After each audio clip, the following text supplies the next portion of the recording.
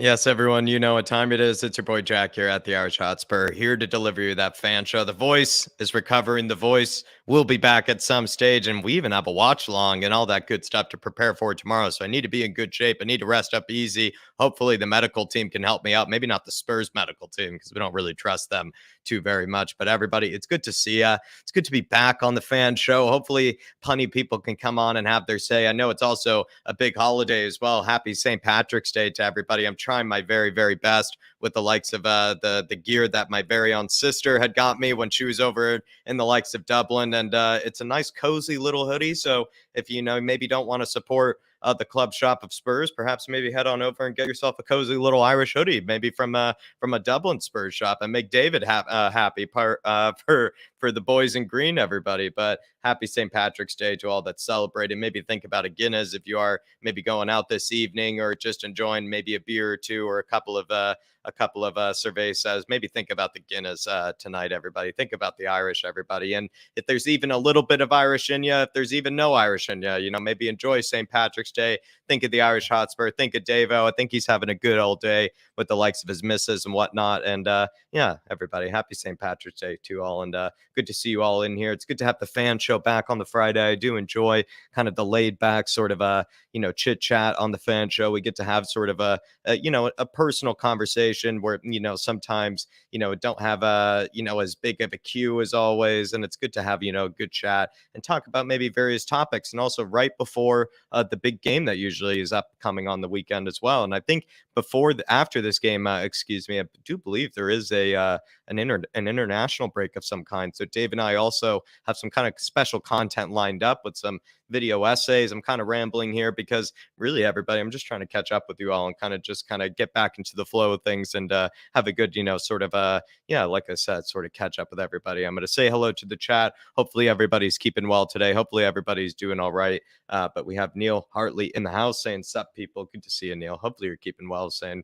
waiting to see if Arsenal can up the title. It will make my season if we make top four and they come second. I'll be honest, Neil. I mean, Pedro Gonçalves, everybody. I mean, take a bow, Mr. Pedro G. What a goal. Probably it could be maybe the Puskás winners. I was even saying, I think to the likes of, I was actually still talking to Alex Davies, still talking to David Harris after the show. And I had that game on and I absolutely lost my head watching that. I think that's probably maybe the goal this season of any competition, of any league, basically just in general. I think that could be maybe the Puskás goal winner or whatever that is, because really it was absolutely absurd from Pedro Gonçalves. And if anybody who has kind of seen me from a long, long time ago on the Irish Hotspur, or maybe even the days of flatcapeurotalk as well, I did do a big Pedro Gonçalves video kind of back in the day, because I do believe it might have been like 2021 or 2022 season. Yeah, maybe like one of those. I think it was like 2 seasons ago where he scored like something like 23 goals, like 7 or 8 assists as well. Like he had an absolute baller season over in Liga NOS or in the Premier Liga. And so I do really rate Pedro Gonçalves. And honestly, he's had his moment there. He had an absolute terrific performance. I thought Ugarte as well was insane. I mean, he kind of looks like a good player to look at as well, to combine with Pedro or with Bentancur. He looks really good. He had a really good performance. I like the short socks as well. Good to see you, Neil.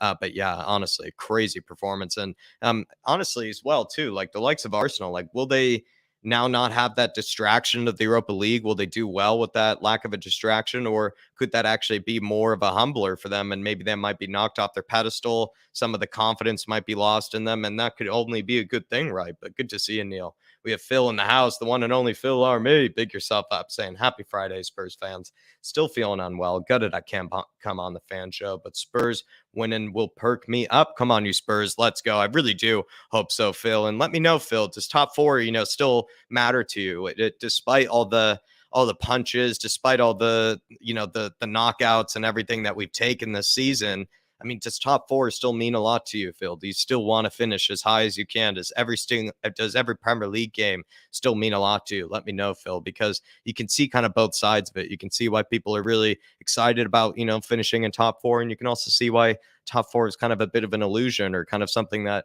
doesn't really mean a lot to people anymore. Good to see you though, Phil. We also have Chris in the house. Happy St. Patrick's Day to everyone. Big up. Come on, you Spurs. Big yourself up, Chris. Good to see you always in the chat and really do appreciate all the work that you do. Good to see you, Jacob, as well, my one and only American brother. Hopefully you're celebrating the St. Patrick's Day in the Texan area. Good to see you, my friend, and always good to see you in the chat as well. And say hello to Michael Foreman. We got Moondog in the house saying good afternoon. Top four matters to me. It matters to me, Moondog, and I might go into a little bit of a rant later about it with Mia later. But for me, top four, I feel like it's lost the illusion, or it's lost some of its strength, or it's lost some of the urge for us to really be pushing for it as a fan base, because we don't always really see Spurs take advantage of it like other clubs. You see the likes of Liverpool kind of go through a huge cycle of being able to finish in top four. They go on from finishing the top four to challenging for league titles to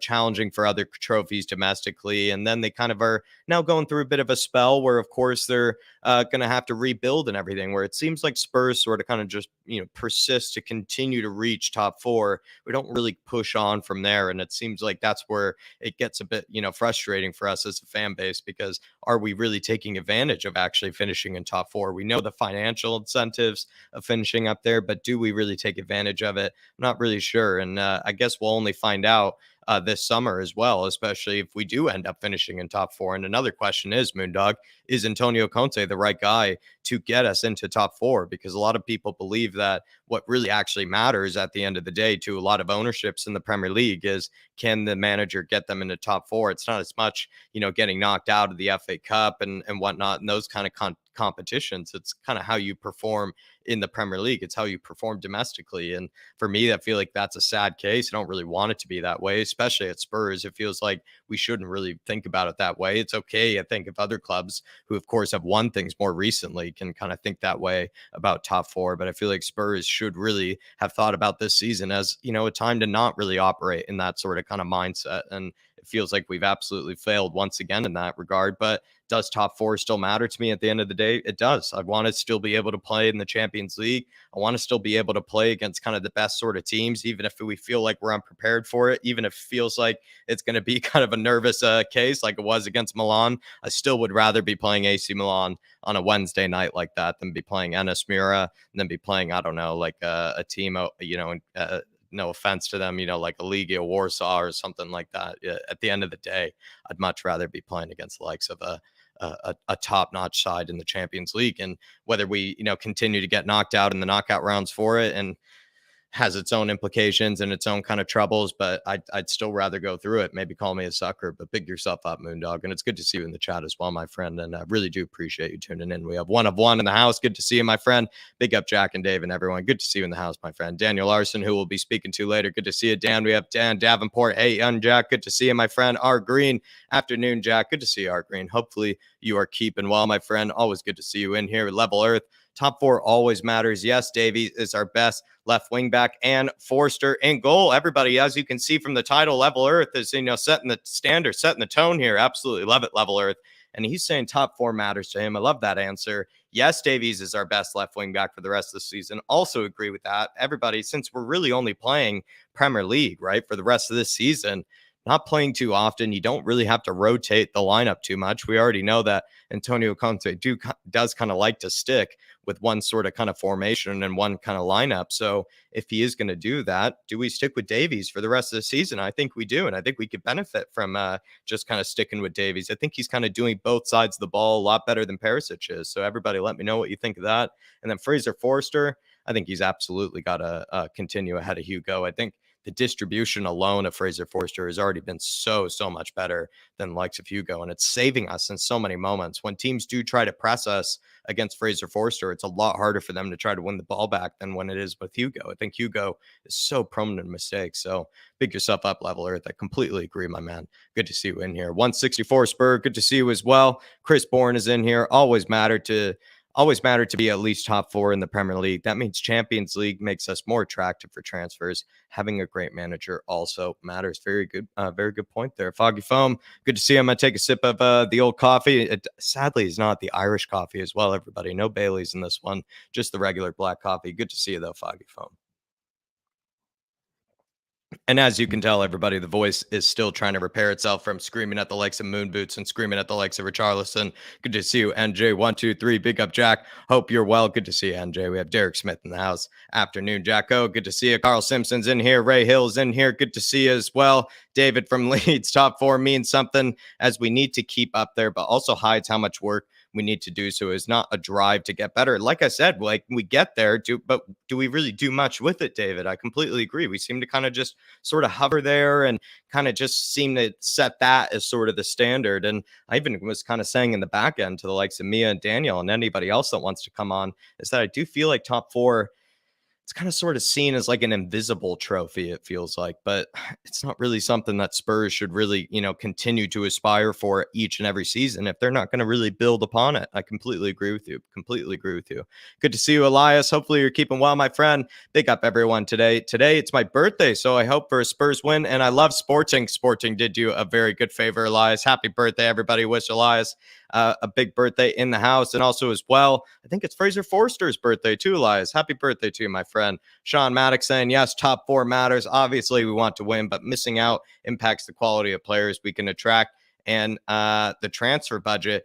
Is that, Sean, I completely agree. Like, I always feel like top 4 does matter, but do you feel like with maybe players like, the likes of Arsenal and whatnot, they've been going to Arsenal and going over to join Mikel Arteta? I mean, despite the fact that they haven't really been competing in the Champions League. So even though I agree with you, I just want to offer kind of a counterpoint, Sean, and I kind of want to get your answer is, teams like maybe Arsenal, teams like Newcastle are attracting really big players, but they're not really in the Champions League. And so is it maybe that the Champions League is just kind of like an extra sort of bonus, or is it something else that, attracts them? Big yourself up, my man. And then we also have the likes of Phil Coys. Good to see you, Phil Coys, as well. We have Get the Treasure. Good to see you, Get the Treasure. Tequila316 saying the professor. Good to see you. Good to see you, Tequila. We also have Killian Gubens. Hi, Jack.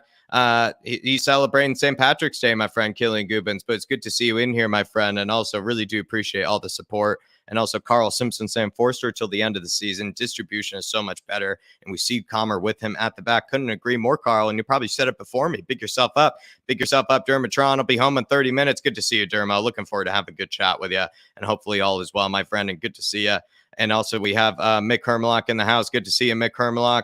And we also have the likes of Cola in the house. Good to see you, Cola. And if I did miss anybody, I'm very sorry, but I'm pretty sure it got to everybody. I'm going to go through the topics very quickly here, and then we're going to bring on the likes of Mia. The first topic is, everybody, like I said in the title, does finishing inside the top 4 still matter to you? With Moondog Super Chat, big yourself up, Moondog. Feel like I did kind of answer that. For me, it still matters for kind of a variety of reasons, but kind of with this follow-up question, I do really have to admit, it does feel like it is a bit of a false illusion. It does feel like it can be a bit of a red herring for Spurs each and every season. Do we really use top 4? Do we really build upon it? I'd say we don't, because you look at other teams that do probably, use top 4 as a huge catalyst to kind of go further. You would think that if Newcastle got in there, they will absolutely, take advantage of it. Liverpool have taken advantage of it. You've seen a lot of teams take advantage of it. So it's really hard to say whether, Spurs really build upon top 4. And so, yeah, it could be kind of seen as a false illusion. And then kind of the question also comes from that is like Wenger's quotes on, kind of him being in a 4th place, is 4th place, a trophy, in the Premier League. I certainly, think it's probably looking like it. Like I said, it's sort of an invisible trophy of any kind, but I feel like it shouldn't really be that way for Spurs. At least it's okay to operate that way after you have maybe a successful period of winning trophies. And maybe you can kind of think about it that sort of manner as like top 4 is a must. But we're so desperate as a fan base to be able to win a trophy. And it feels like it's kind of the mentality that really shouldn't exist for us, at least. And maybe it's the mentality of other clubs, but it really shouldn't be the mentality for ours. And then I also, maybe if anybody in the chat has an explanation for this one, is Conte, is the Premier League on track to becoming the NBA? Because he was saying something about how every single team needs to be really strong, like how Nottingham Forest, he mentioned, brought in like 30 or so players, but then he said that that's sort of like the NBA. And so, coming from an American, coming from a Yank, I'm kind of a bit confused kind of by that reference, because I feel like the NBA is very different from the Premier League. I actually have a lot of criticisms of the NBA. I don't really like how, the structure of, the way it's run. But I'm curious what he maybe meant by that. If anybody has any answers, let me know. And then a hypothetical is, if Hugo were to be fit technically for tomorrow, huge hypothetical, would you pick Fraser Forster ahead of Hugo Lloris, everybody? For me, I think I'd stick with Lloris, like Carl Simpson had said, really based on the distribution alone. But everybody, let me know on that one. And then if Southampton were to go down, everybody, any players that you would maybe cherry pick, any players that maybe you would put on your shopping list when it comes to the likes of Southampton, do let me know on that one. And then last but certainly not least is Ben Davies. The best left wing back option for us for the rest of the season. Are there games you would still maybe start Perisic at left wing back? For me, I think if we're only really playing Premier League for the rest of the season, I feel like Ben Davies has probably done both sides of the ball a lot better than actually Perisic has. I know Perisic is probably kind of bringing us that that dynamic more, bringing us more creativity from set pieces. But maybe with Pedro Porro now, we're probably a bit better off with just kind of getting more stability from the likes of Ben Davies, everybody. But do let me know. Let's bring on the first guest of the evening, everybody. If you haven't already, do smash that like button, everybody. But let's get this started. Mia, how are Hello. you? Not too bad. Good to have you back. Have you opening it up, as per usual, and it's been a while. So where do we want to start? Do we want to start with the First, title? I'm going to say happy St. Patrick's Day to everybody as well. Big up all my Irish friends. Anybody have any, Irish gear, in the household? Anybody that have a soft spot for? No, I've No? not. Well, one of my mum's friends is Irish, and yeah, we've definitely had some fun times in the past on St. Patrick's Day. There's been some shenanigans going on, that's for sure. Yeah, definitely. Where do you want to get started, Mia? Because I've already been kind of blabbering enough as it is, and I Yeah, need to repair the voice. So where do you want to go? Do you want to start with this top I'll, four kind of debate? yeah, let's start with the top four thing, because I think I kind of see where people are going with it, where they think, well, what is the point? Well, what is the point of the Premier League in the first place if that you're not going to try and get the highest position possible? Like, to me, it's always about trying to get the highest position possible in the Premier League. Otherwise, the Premier League's obsolete. So that does matter, because we all want to be the best that we can every single season, right? Like when we was finishing 9th, 14th, we didn't want to be in those positions. We wanted to be higher up the table, right? So now we're here and we are higher up the table. People are saying they don't want it, and I don't really understand, because logically, surely every single season you want to be in the best position possible. I feel like, because that means that you're the fourth best in the Premier League that season. Did you kind of hear what I said also? I completely agree, man. Did you kind of hear also as well when I said it, like, for me, it might be the mentality of a Spurs fan. People might criticize me, but I feel like it's much more fun to be able to come up against a Borussia Dortmund, to come up against a Real Madrid, to come up against an AC Milan than it is to like get yourself up against a Legia Warsaw or something like that. You would just, even if you don't feel like you're well prepared to come up against those teams, you'd much rather play against those teams. At least I would personally. I feel like it feels prestigious. It feels like you're under the lights and everything. It really does feel so much more, magical, I'll be honest, for lack of a better word. Yeah, of course. Who likes the Europa League music compared to Champions League music? Let's be honest. Come on. That Champions League music's special, man. That gives you goosebumps. The Europa League music is just like, yeah, it's not anything, is it? Like, no. We want to be in the thing is, you've got to be in it to win it, right? If you're not in those competitions, then you can't win them. So if we're in the Champions League, yes, it's the most ridiculous chance of us ever winning it, but we thought we'd never get to a final, but we did it. So I completely agree. In it to win it, right? I think it's just, I don't understand this mentality of people not wanting to get the highest position possible we can in the league. I always aim for that every season, because I don't think we're at the point where we're going to win the league. I'm going to be honest and say that, but I still want to be as high up as possible in the league. Do you feel like, though, as well, that the counter argument is, and I think I kind of still want to finish as high as possible, Mia, but a lot of people would probably rightfully argue that do we really build on top four? It's almost like we get to top four and then we kind of just don't really push on from there. We don't really go much further. We don't use that as a catalyst to start winning maybe actual trophies. We almost use top four kind of like how Arsene Wenger explained it, as a trophy. Um, I think that if you think about it, we had an opportunity to win the Champions League and we didn't win it. We had Right. an opportunity to win cups and we didn't win them because we lost on, say, penalties, or we lost, 1-0 against City. So we've had opportunity to win those cups. So please don't get it twisted when people say we haven't won them. We've had opportunities to win them.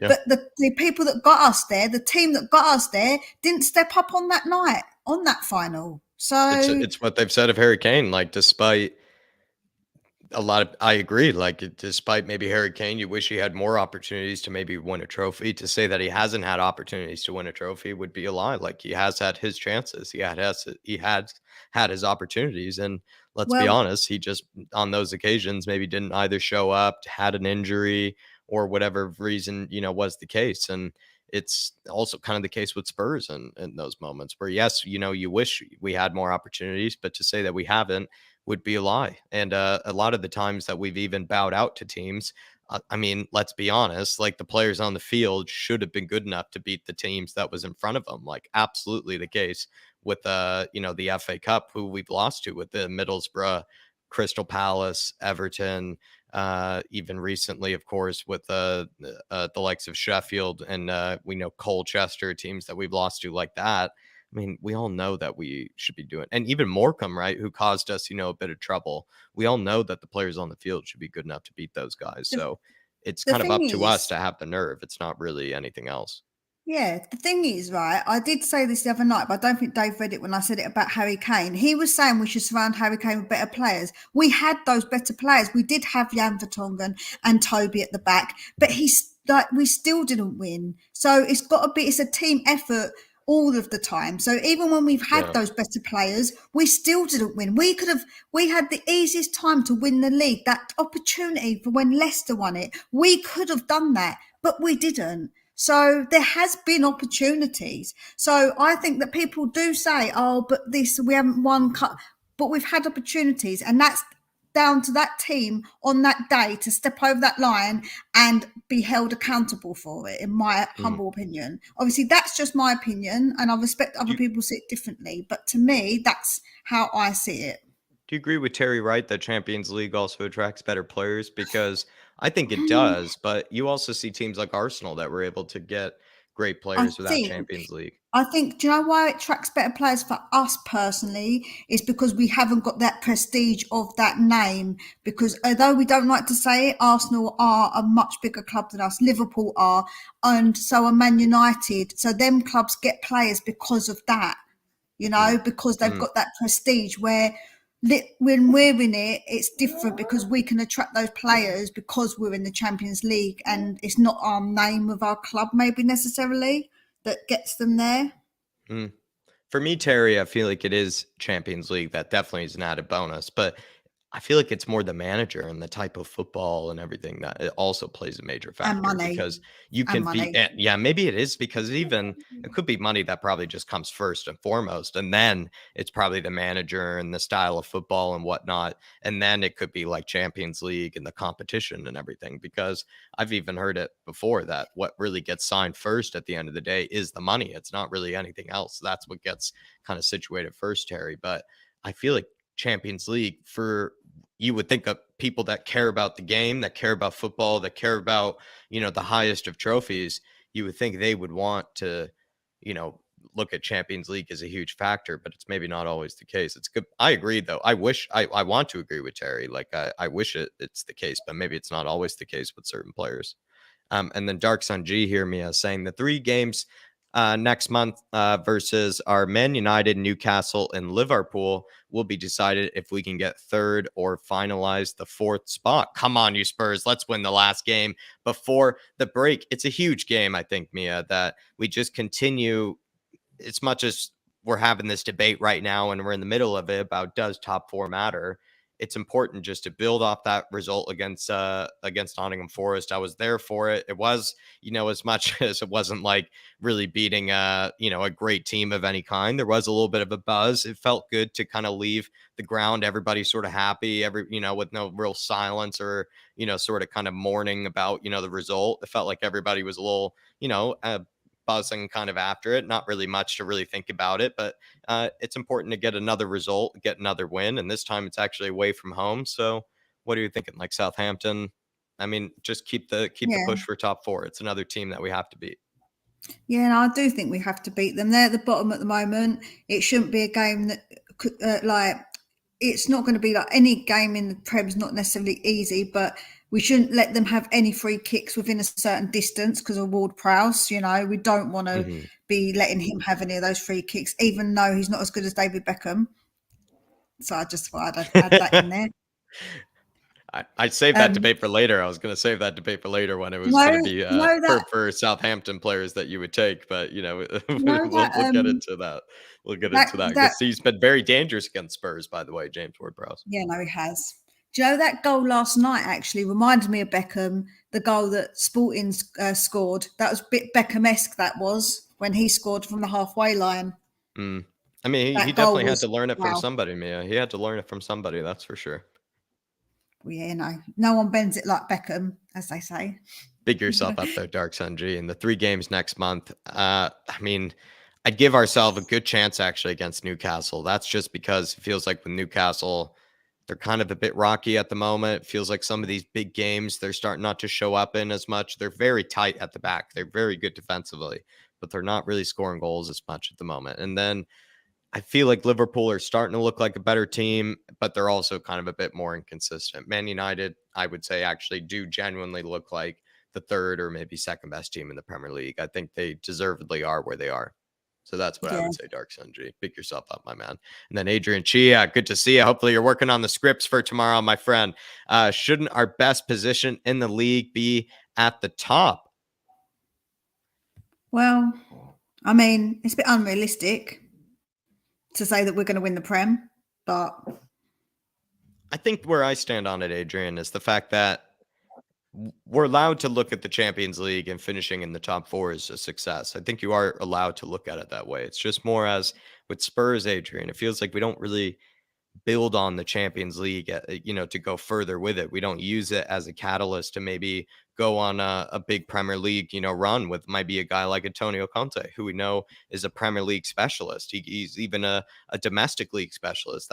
It's not really the European competitions he's always done great in. It's more actually kind of the leagues. He's kind of a bit of a league specialist. Did we really give him all the players and all the quality players necessary for him to do so? I'm not really sure. And I feel like, of course, I'd like to give him more time to be able to do it again. But let's say he finishes in top 4. Will they give him the center backs that we know he needs and the goalkeeper, in my opinion, that we know he needs in order to be successful in the league? It's kind of up for debate, and rightfully so up for debate, because it feels like when we do finish in the top 4, we don't really push on from there. So that's my answer to you, at least, Adrian. Pick yourself up, my friend. Good to see you, Chris, in the house. He's also saying we could have been Champions League winners. That game ended after 30 seconds when the GOAT got a wrongful penalty against us. Anyways, we can compete, but always bottle it when it counts. Seems to be a mental block. I think you seem to kind of probably agree with what Chris is kind of saying here, like Mia. Like, we've fallen short, not even always because of the players, also maybe because of the mental block.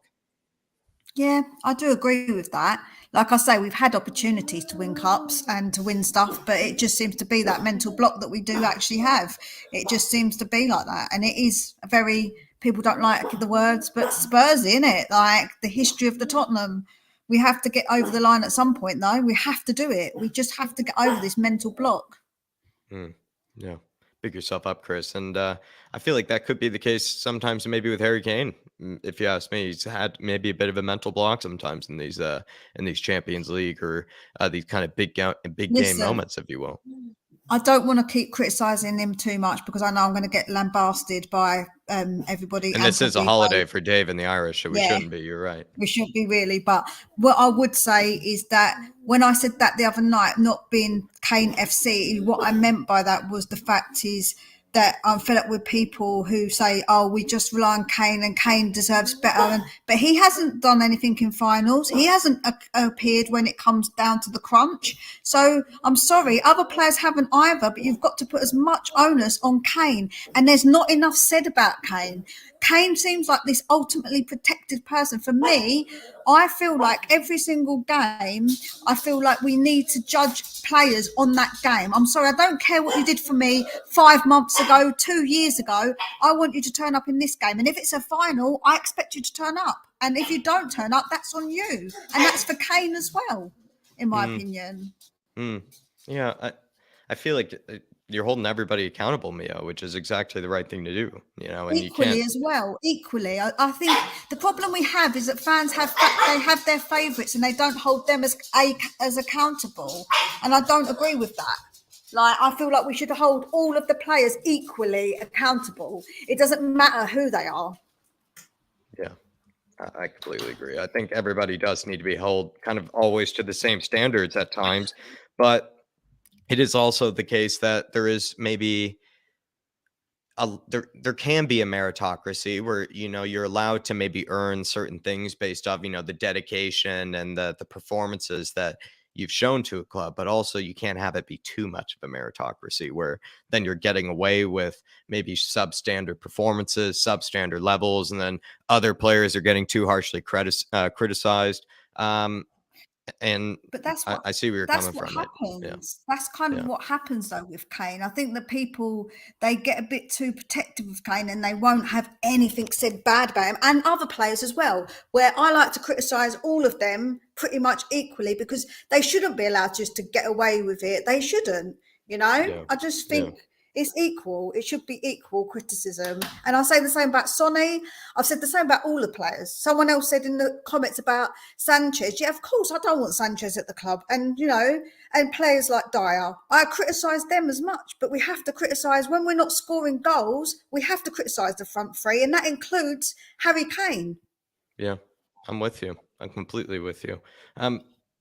I do want to get to Forster in just a second, so I'm going to save this, Dark Sanji. I promise I'm going to save this, but I do want to get to kind of Adrian Chia's response, since it is sort of kind of in the topic of what we're talking about quickly, Mia. And he's saying here with the super chat, big yourself up, Adrian. He's saying, I don't think it's unrealistic to want to win the league. We are just 2 defenders and 1 creative midfielder short to be a really strong and competitive squad. What would you say to Adrian? I wouldn't say, I didn't mean it's unrealistic to want to win it, but I think it's unrealistic to think that we're going to win it. That's what I would say. Like most seasons, I don't enter the season thinking we're going to win the Prem this season. I'm going to be honest. Maybe that's just because I've been a Spurs fan way too long and I'm too bitter and twisted, but you know. I think you're, I mean, believe me, as a Spurs fan, I get way too ahead of myself. I'm that type of Spurs fan where I kind of build on, you know, maybe often even called a happy clapper for it. And, you know, I'll accept it even. But I feel like Adrian, I think where he's right is it shouldn't be unrealistic to win the league, especially if you are sort of like challenging in and around top 4. Why shouldn't it be, right? Because if you're already good enough to maybe be that high and kind of consistently challenge that high with different managers and whatnot, I mean, why not just, you know, push on that bit further? And so maybe that's why he means, right, just 2 defenders and 1 creative midfielder away from, you know, being a competitive squad to be that extra, you know, better team. Because I feel like we are like always good enough, Mia, it feels like, to challenge for top 4. Spurs are always kind of regarded as a team that will challenge in and around top 4, but it's never that inch above. It's never those 2 or 3 places above. And maybe it's those 2 defenders and that creative midfielder. That's sort of, you know, what we Or could it do. could be the fact that we've got a team that is basically bought out whatever player they want because they've got so much money they can buy whoever they want, and to try and beat a team like that is really difficult. We've got to remember it isn't just about us, it's about other teams as well. So we've got the likes of Chelsea, we've got the likes of Man City, we've got Man United, who are a huge team, we've got Liverpool, who have had an off season this season, but if they fix it, they're a force to be reckoned with. So it's not just about us. So we can say that we want to win the Prem, but we've got to understand that it's not just us. There are other teams who are very strong out there. And City, they've got backups to backups to backups. They've got ridiculous squad. Their squad is ridiculous. It is ridiculous. Mm-hmm. Yeah. It feels like two defenders is what we need, Adrian. And honestly, two defenders alone, I feel like if we kept all the players we have right now, and if we still have a top class manager, I think we could be challenging for higher than top four. But that's the thing, is that we always can we trust Spurs to continue maybe this push? Can we trust Spurs to continue this project? Can we keep Harry Kane and Son, Kulusevski, all our top players, and still bring in, two really quality defenders this summer, exactly what we need? And then, like you said, maybe another quality top midfielder in order to really elevate our levels. Can we trust Spurs to do that? I'd like to think so, but let's be honest. Like, a lot of times I've fallen flat on my face. So that's where I stand on Adrian. But I agree with you. I think we always find ourselves challenging in and around top four. Why not get these sort of extra players to then go that inch further? I completely agree, Adrian. Completely agree, my man. And then also, Mia, before maybe some other kind of Southampton kind of related questions, and then I have to let you go, and we'll let you plug your channel and all that. But Dark Sanjis saying Forster is playing better than Lloris this season. Forster even saved a penalty, which I've never seen Lloris do. Son will score his 100th Premier League goal for versus Southampton. I love that, Dark Sanji. We'll get on to Sonny later. But Fraser Forster, I mean, do you like him a lot more than Lloris? Do you kind of feel like I'm getting a bit ahead of myself when it comes to how much better I think he is than Lloris? What are your thoughts on Fraser Forster versus Lloris? Sorry, Yeah, I think you're. I had myself muted. Yeah, Okay, silly good. me. Yeah, I think he's just a lot of calmer presence, isn't he? I feel like that with Forster. Do you mean like in possession? Yeah, he's calmer in possession. When he kicks the ball out, it doesn't feel like that panicky. Like when Lloris does it and he passes to our defenders, I get a bit panicky, and I'm like, they're passing it back to me. I'm like, oh, don't do that. Oh, please don't do that. Like I'm just like cringing inside. Please don't do them things. So, I think that Forster's just got this very calm demeanor about him. He's very confident and self-assured, where I think Hugo has had a real hit on his confidence as well. I'm not trying to excuse him, but it feels like he's just really differing at the minute. He's a bit divery, and he doesn't want to make that decision. Like, he's not making good decisions. Well, I think Forster makes better decisions. He's definitely better at that decision making, and he keeps the back line a bit calmer. I feel like he's just that, like I say, that kind of calming influence in a way.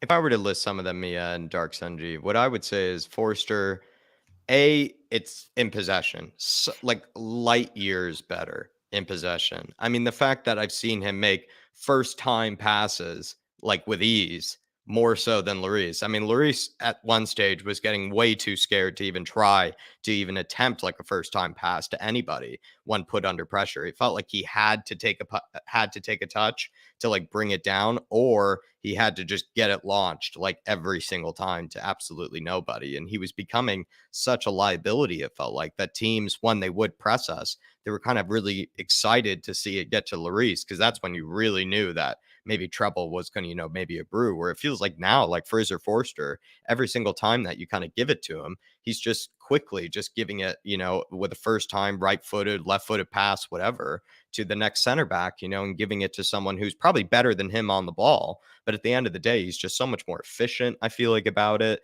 than Lloris ever is. He's never giving me any sort of like, moment of kind of a or any moment of nervousness. I've seen him even also kind of pick out players, I think, a lot better when he's having to go deep, or when he's having to go long. I just think he's just such a calmer brain, honestly, in possession. Like Hugo, I just don't even know where his brain is at half the time when he's has the ball at his feet. And then also, I think like in set pieces, like, you have to admit, Mia and Dark Sun G, like Spurs always concede from set pieces. And I think Fraser Forster, the fact that he's just a gigantic tree, behind the sticks, makes him like less culpable for, set pieces and things like that than Hugo. Yeah, no, I agree. Although I do have to disagree when he says about Lloris saving a penalty. He has saved penalties, a few of those in his time. But I just think that his decision-making overall isn't as good as Forster's. Yeah, the one penalty that I remember him saving, Lloris, was Aubameyang's, when he saved it at Wembley, when it was 1-1. and I thought they were going to win. I was there at that game.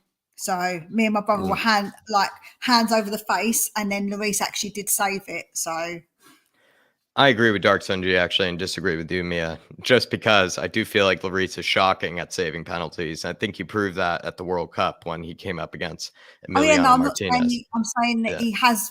I'm saying that he has saved the penalty. Because he said he's never seen Lloris save a penalty, but I have seen Lloris save penalties, and he saved the one in the Champions League against Aguero when it was the Man City game. Yeah. This season, though, he's just been shocking. Not this season. And then he even had an opportunity. He saved one against Tielemans, but then he was like 12 feet off the line or whatever. Like he forgot, about. I wasn't trying to defend him. I'm just saying that he's never seen him save a pen. So I was just saying I have seen him save a penalty, but I do think that Forster is better overall. You could see me, when it comes to Lloris, I'm a stubborn man right now. I'm a stubborn man when it comes to Lloris. I just easily, I get a little bit triggered when it comes to that guy. I'm just, I just love Forster that much more. I'm just so much more relieved to have Forster. But 2 more questions for you. One of them is, are Southampton going down? And any players maybe from Southampton that you would actually take? Should we get Kyle Walker-Peters back?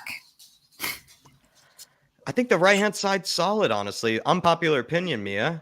Emerson, Pedro Porro, I think if they continue their form, if they continue their development with no sort of hiccups, I think Emerson and Pedro Porro are the best pairing maybe we could have for the next 7-8 years.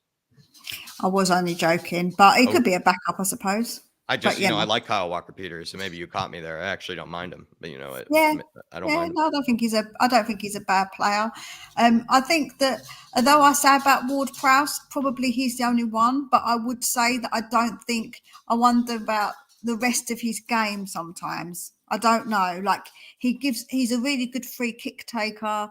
Set pieces are immense. However, I don't know. Probably Ward-Prowse is the only one, I would say. Okay. And Ward-Prowse, I mean, he's technically one of the best performing players actually for Southampton against Spurs. I think that's probably the case with most teams. He kind of scores almost all their goals. But what are your thoughts on James Ward-Prowse? Would you take him at Spurs? Yeah, that's what I just said. I said that Ward-Prowse is probably the only one I would take to be fair. Sorry. I think I was, thinking about, the free kicks, and thinking about the question I was about to ask you with David Beckham. Is he better than David Beckham at this stage, would you say, with the fact that he's carrying them that much? No. Thoughts on actually center backs, though, seriously? Bella Kotchap or Salisu? Would you take one of those two? I think they actually have good young center backs. Yeah, Salisu, I think, probably is better than what we have. Yeah, I think they're probably. I would say that apart from Romero, most other teams have got slightly better centre backs than what we have. To be fair, Brighton have got better centre backs than us. Like a lot of teams below us actually have better centre backs than us, apart from Romero, obviously. But yeah, I think that's a bit of a given. To be fair, we've got Sanchez, we've got Dyer, and we've got Tanganga, and who plays there as well. But yeah, none of them are good. Cola saying he would take Salisu. I would take Salisu. I would take Bella Kotchap. I actually really like Bella Kotchap, actually, everybody in the chat. Let me know what you think of him, because I think he's just come from the Bundesliga, or like the Bundesliga SFI. He even got a call up to the German national team, which is, kind of pretty impressive for how young he is. I think he's left-footed as well or something. I think he could be right-footed, but he looks pretty good with both feet. And then I just kind of like his game. Like, he's very strong, very agile, like very physical player. Seems like somebody that could be like a good backup actually to Romero. I'm not sure if he could play through the middle or anything, because, I think that requires like a much more cooler head, but he's, hard hitting, very composed on the ball sort of center back. And he's very young and very talented. I really like Bella Kotchap. I would take a look at him even more so. I like Salisu too, but maybe Salisu could make sense because he is a left-sided, kind of player. Like, he is a left-footed player. So I guess that sort of fits what we are looking for at the moment. So, yeah. Final question then, Mia. Let me plug your channel, and then also score prediction, and then maybe anything that you wanted to talk about that, of course, I didn't let you say as per usual. Do you know what? Score prediction. Because we're away, and I don't know, I always get like this. When I get to score prediction, I'm like, no, I don't want to ever say we're going to lose, so I'm not going to predict that. But Score-wise, I think I'm maybe seeing about maybe a 3-1, and they're going to score from a Ward-Prowse, a nice free kick from him. But I think it's going to be 3-1. Yeah, 3-1. Yeah. Ward-Prowse free kick makes sense. Yeah. But is it going to be like kind of just a Fraser Forster just gets beaten, or is it going to be just like into the box or like something like that? Like I think it's going to be that he beats Forster because he can bend them, can't he? If he does it from a good distance, you can't stop some of them. They just hit that, like they hit the top bins, and that's it. Like nothing you can really do. Would you say that though Forster technically, he's come up against, or he used to play with James Ward-Prowse, so technically he knows a bit about him? I suppose you could say that, but then sometimes he might take someone by surprise. I don't know, like even if you know them, I don't think you can always predict what they're going to do. Yeah. Well, there you are, Mia. Anything that I didn't get to let you say, and then also plug your channel? No, I think because I wanted to come and clarify what I meant about Kane, actually, because I was trying to type it in the chat and then you weren't reading my chats, and I was like, oh, I did say that about Kane. Although people, like I say, they don't like my point of view on Kane. My point of view is if he doesn't want to sign, then we should sell him, because I don't want no player at my club who don't want to be here. It goes for managers and it goes for players. I'm not sentimental about players or managers because I support the club first and foremost. And we've had Bale go, we've had Modric go, we've had Berbatov go, we've had so many players go in the past, and we've never fallen apart. We're not going to fall apart with no Kane, people. We've survived other times without players. And I know everyone's saying, but what about replacements? We thought we could replace loads of players, and players have come and gone. It happens. So for me, I don't want people to feel like Kane is the be-all and end-all of Tottenham, because he's not. And do you trust Spurs to spend the money correctly if they were to get more than 100 million? Well, I don't know. The thing is, we can all be hindsight. Like everyone does this thing in hindsight, though, Jack. They'll say, "Oh, but the player wasn't like they want him," and say, "Oh, yeah, he's a good player." Then in hindsight, when he doesn't turn out to be good straight away or takes a bit of time, people are like, "See, waste of money," and they're playing hindsight games, and that's not what you like.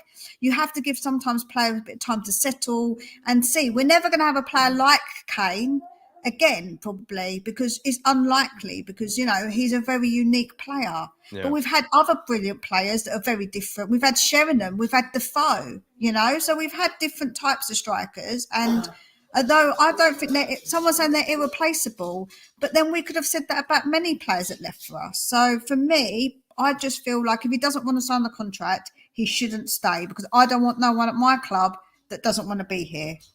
That's whether they're replaceable or not, whether you think they're irreplaceable or not, one day they're going to have to, one day they're not going to be at Spurs, like simple as and you're going to have to deal with it, and you're going to have to deal with the circumstances of them not being at Spurs, and you'll have to find replacements, even if you do think they're not replaced, even if you think they aren't replaceable, you'll one day have to, and it's a sad reality.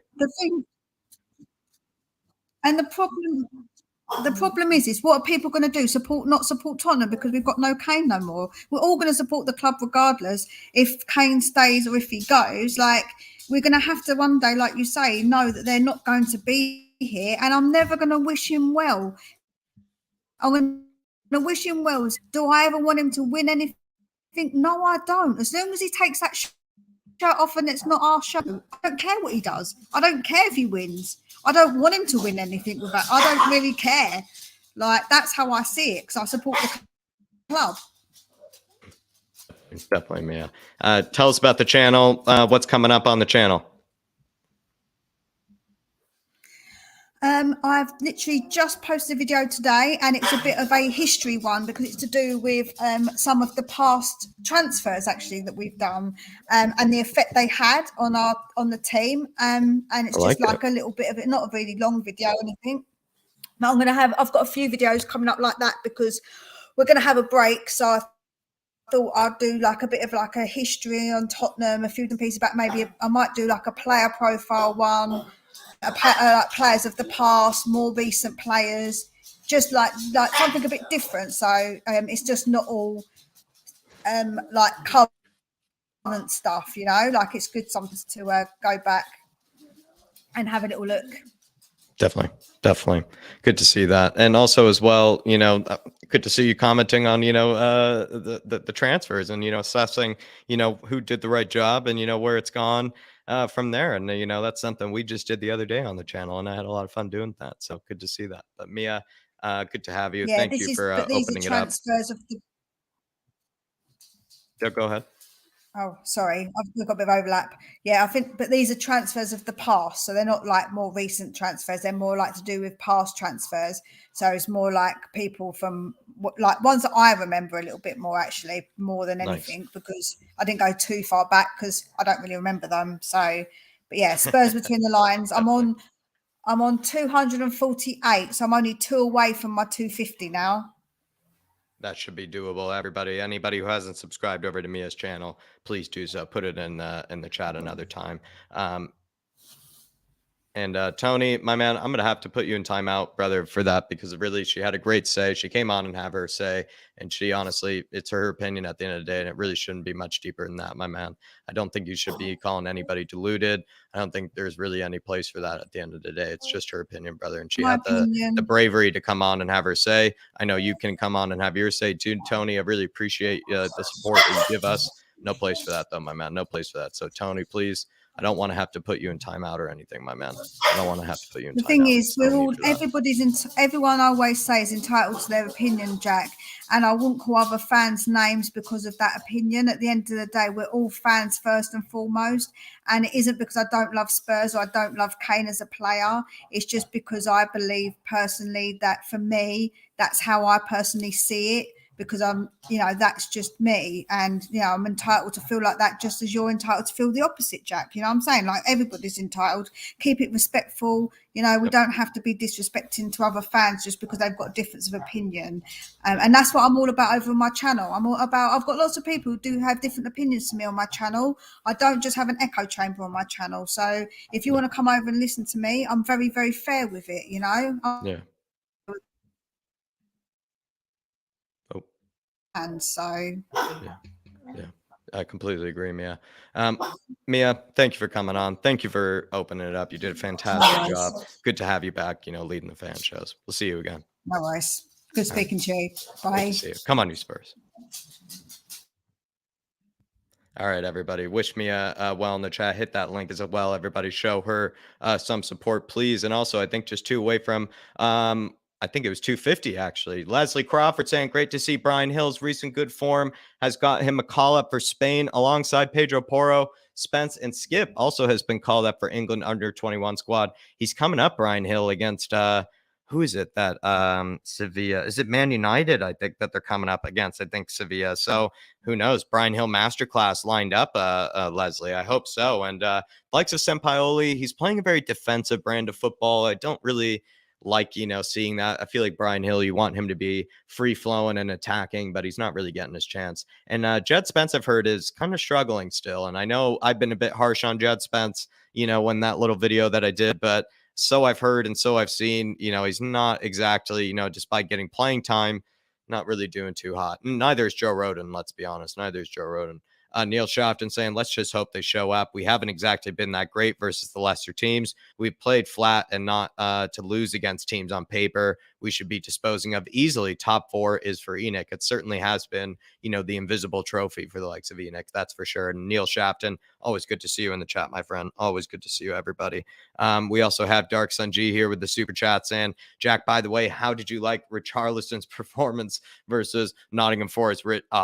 I mean, you can see I enjoyed it, Dark Sun G, because my voice is still recovering. I think I probably sliced or destroyed my voice box basically because I was screaming at the likes of Moon Boots to, tell him that he didn't have as much time on the ball as he thought he had. And also as well, I was screaming for the likes of Richie because I, as you know, have been a big, big backer of Richie. I always, really had a soft spot for him when he was over at Everton. And I just feel like, he's a player that we've been needing for some time, a guy up front that can handle the physical side of the game, the guy that doesn't really shy away from, the battles, with a center back, a guy that, is happy also to run in behind and, do some of the legwork of, pumping up and down, the pitch and getting in behind. A guy that also is able to hold up the ball if necessary. A guy that has, that aerial ability. I've always liked Richie's game. I'm a big fan of, the physical, kind of strikers, the big physical type players. And I think Richie's always had that bill. And I know he's definitely not lived up to the 60 million whatsoever, Dark Sun G, but I hope that, I hope that he does one day. I hope that he does one day live up to the 60 million. And I got to actually see Dark Sun G, him perform right after he, had those, very critical words for Conte and those very critical words for his own performances this season. Right after those quotes, he came up against Nottingham Forest. And so I was able to see his response. I was able to see, what he was made of, after those quotes. And absolutely he delivered. And, those assists that he had too were just gorgeous. I mean, he had a great performance. I also had a picture, Dark Sun G, that remind me, I need to email you, by the way. I need to email you, but I had a picture that I took with a young, kind of like 10-year-old Gibraltar fan that was absolutely adorable. And he had a big Richarlison kit as well. Big yourself up, my friend. Big yourself up. And then Adrian Chia saying, I don't think it's unrealistic. Yeah, I think I got to that earlier. Sorry about that, Adrian. I think I got to that earlier. Sebas Wolf, good to see you in the house, Sebas. Hopefully you're keeping well, my friend. And it's starting to warm up. The days are, looking a little bit longer. The sun is going down, a little bit later into the day, Sebas. It's I'm thinking about pulling out the grill actually over here in the Crown Heights. Big yourself up, Sebas. Hopefully you're keeping well. Jay Coe saying, how are you, Jack? I'm doing very well, Jay. And let me know, Jay. I think you're starting to get very proven right with the Perisic thing. And if you were able to catch it, I know it's like one of the last questions sort of in the title of this show, Jay Coe, but would you take Ben Davies? Or is Ben Davies the best left wing back for us right now? Let me know what you think, because I think you were proven right as well. Maybe some other people are proven right about the fact that Ben Davies is doing kind of both sides of the ball a lot better than Perisic ever was. And Perisic has kind of proven to be a bit more of a liability at left wing back. And maybe that's who we should go with at left wing back, regardless of whether it's Sonny or Richarlison at left wing. It's really actually Ben Davies that's saving, our skin, because it's really Perisic that was the problem. And let me know. I think you might have been proven right on that one. Leslie Crawford saying she would take Gahey as well as Max Kilman, more likely than Bastoni and Hincapié. I think it was like the Hincapié rumors are starting to like die down a little bit. And I really like Max Kilman, Leslie. I think he's very underrated. Good to see you, Faz Radfar, saying a 3-1 Spurs win away. Easy. I love that, Faz. And it's good to see you in here, my friend. Really do appreciate your support as always, brother. Sebas Wolf saying, to be honest, I would take any of the Southampton players in a relegation battle. That means they're not good enough. We need quality players. I wouldn't take any of them. That's what you said. Sorry, Sebas.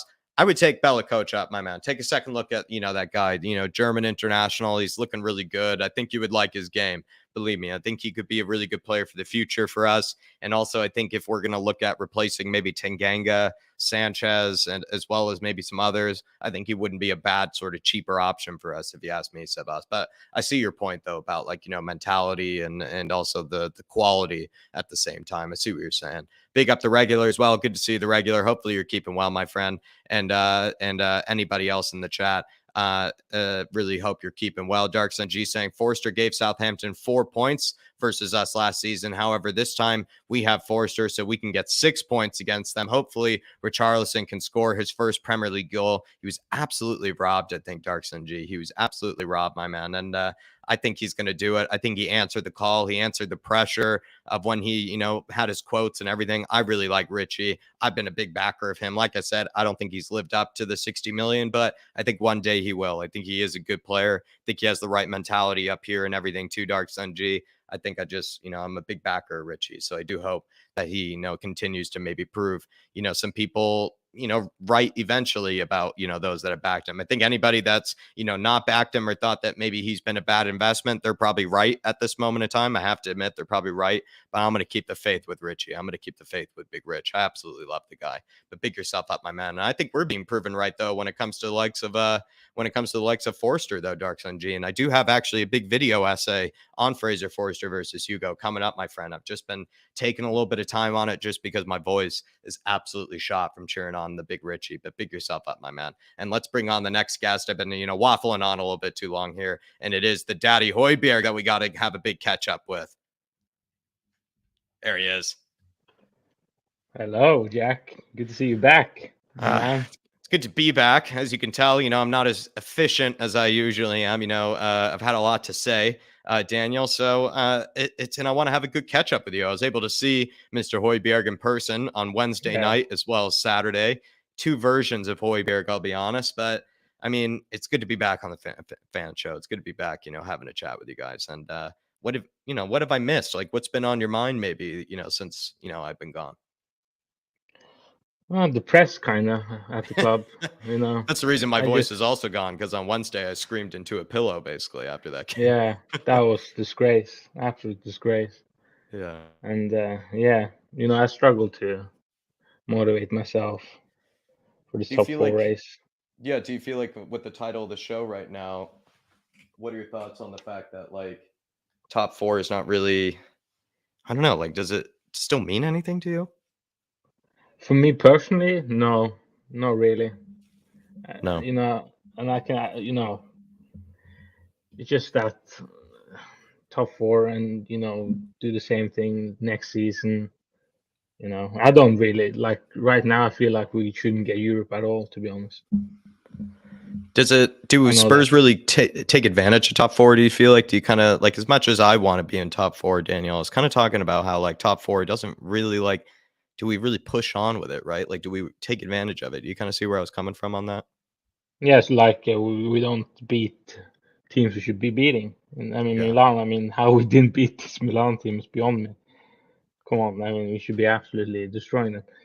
I feel like too, though, like when it comes to top 4, you see the financial incentives of it, right? You see how much more money you get from Champions League than Europa League. Like Europa League, like even winning it is not as much as just qualifying for Champions League. Like qualifying for Champions League is more than even winning the whole Europa League trophy and the whole competition itself. And so you could see why clubs are more incentivized to see top 4 as kind of the end all be all. But when you've seen a club like us, Daniel, that have never taken advantage of like continuing to be in top 4, it starts to lose its magic. Yeah, of course. Especially now, since, our main rivals are potentially winning the league as well. That was the excitement last season, top 4 race, because we battled with them. Now, of course, they're on a different level and we're here. And also like with this all, I just want to win a trophy now. I still haven't watched this club lift a trophy. I didn't start supporting before like 13, I think, 2013. So I haven't watched. It just depressed me to see us lose winnable games. Getting thrown out of 2 cups in less than 2 weeks or like 1.5 week, whatever. It's so bad. So.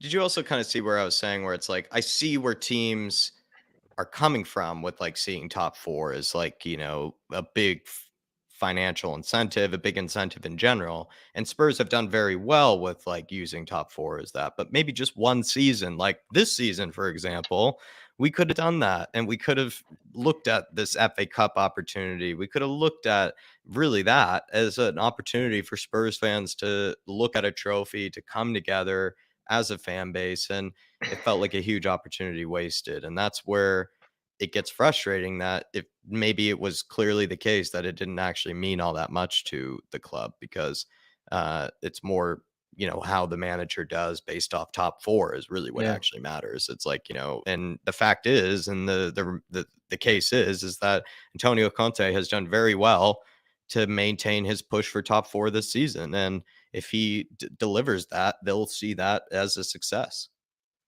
Yeah, of course. I mean, they sacked Mourinho because of, we couldn't get top 4. Didn't see. And he prioritized the Carabao Cup. I think they found out about, like he was planning for it weeks in advance. Yeah.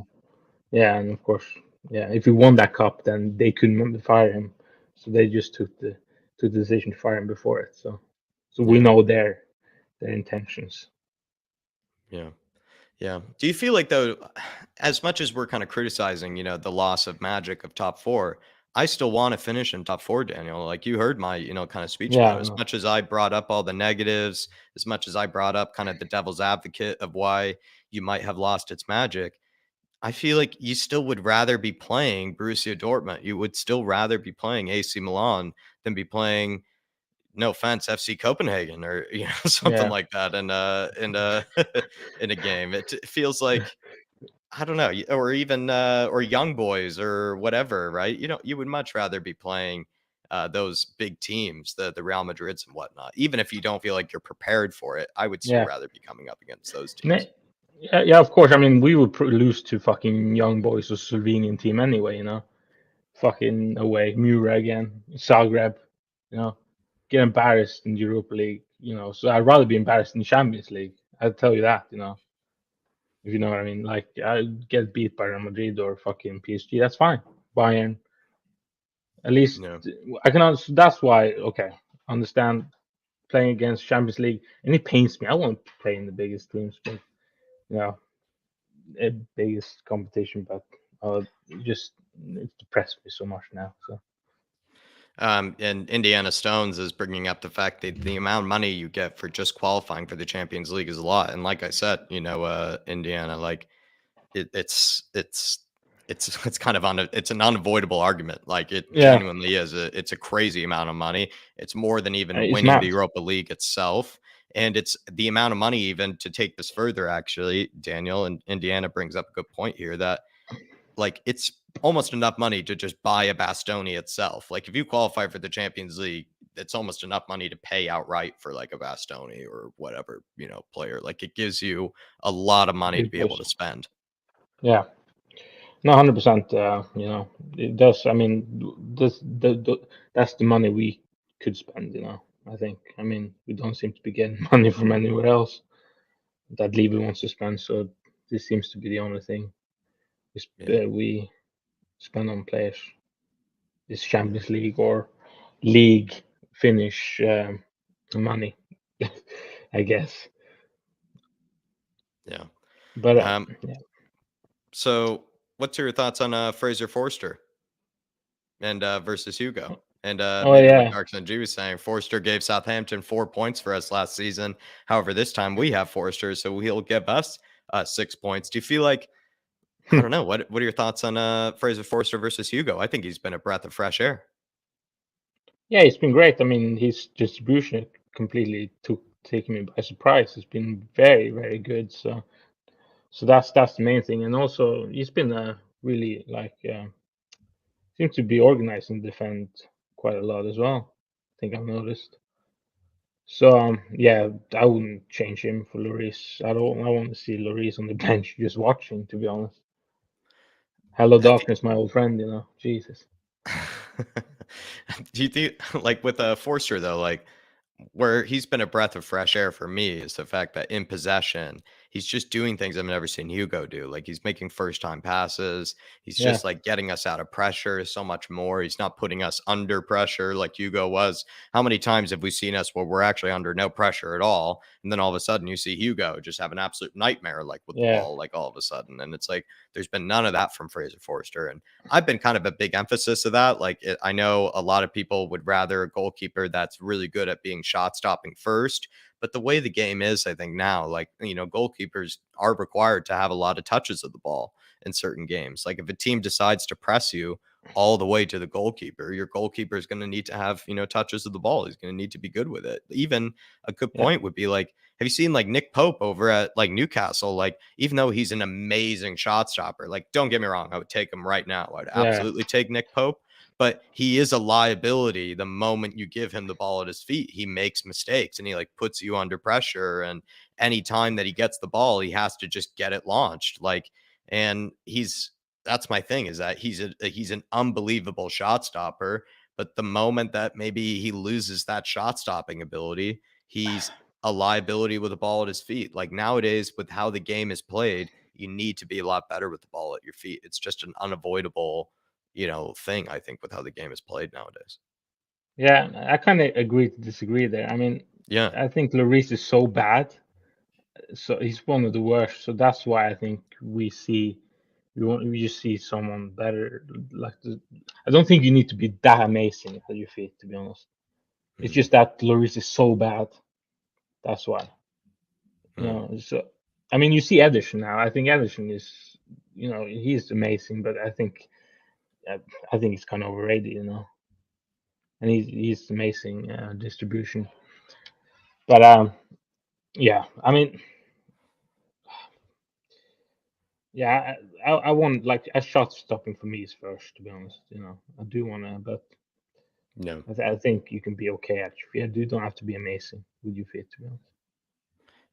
Lazy 801, big yourself up. Nick saying he's to anyone out there screaming for us to get Madison. If we finish outside top 4, Madison goes to Newcastle. Simple as. He has been twerking for us too. So I mean, we got to finish top 4 for him to continue to twerk for us. Yeah, I've been begging for Madison for a year now at least. So yeah, I want him. So I mean, you got to get excited about top 4 then, Daniel. You got to get Champions League probably, because he is a Champions League, quality player in my opinion. So there is that. Shit, you cannot get the Europa League. So I mean, hopefully he gets back to me this top 4 race. I mean, you could get, but right now it's just so hard. It's so hard to get excited for it. I think a good thing about Madison, though, unless I'm mistaken, Nick and Daniel, is that he hasn't exactly down tools this season too. So I don't know. He's shown to be maybe a better head than like Dele Alli or players like that, or players that are trying to, players that's probably a bad example, but I know him and the reason I thought of Dele is they were friends. They're friends. Yeah, they're buddies. Really friends. And James Maddison has shown to be maybe a more confident, cool head, and he clearly is better than Leicester. Like, he shouldn't be playing where he is, but the fact that he hasn't exactly down tools this season, I think is a good thing, and so it shows that he's in the right headspace at least. So and I agree with Nick, like if you want to get that guy, like you probably should be in top 4. Like no reason you shouldn't be if you want to put your head in for him. See, that's a good point. Yeah, it's a good point. Correct. Just gonna say away. Just gonna say. I just gotta say. Yeah. Go ahead. Sorry. With Madison, he's always like been the best player when he's played against us, in my opinion. Yeah, he balls out against us every time. It feels like. I agree. So that's. I just wanted to say hello to some people. Welsh Gal saying home a bit early. Big up, Jack. Come on, you Spurs. Big up, Welsh Gal. Hopefully you're keeping well. Did you meet? And IPAs, maybe hopefully you've maybe since you're home early, might as well get them now. Probably, I would say, Welsh Gal, get them ready for tomorrow. I need to do that. Get the IPAs ready for Southampton. Yeah, I got some. I got 2 IPAs and rest cider, to be honest. Yeah. Are they from Norwegian breweries? No, I think this is Swedish actually. Ooh, the Swedish. Yeah, I've seen some fancy Swedish beers before. Yeah, they're fucking delicious. But did you guys meet? I met up with Welsh Gal. She and I had honestly, we could have talked for hours. We had like a 3-hour conversation, in a really, nice old school English pub. It was really nice. We could have chatted for hours. It was amazing. Look forward to doing that maybe with you at like a Swedish brewery or something like that, Daniel. That'd be fun. Hopefully one day. I think that needs to happen.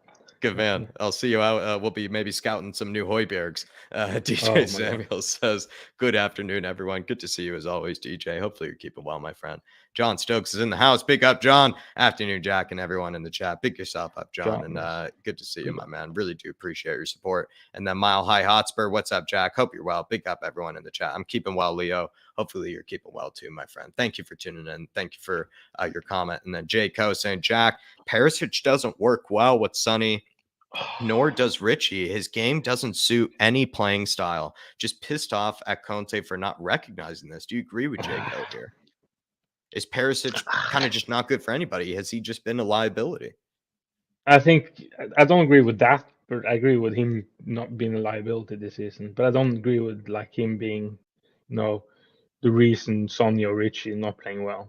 That you can't blame on other players for other players being shit. I'm sorry, I can't do that. But Perisic been woeful, waste of signing, sadly.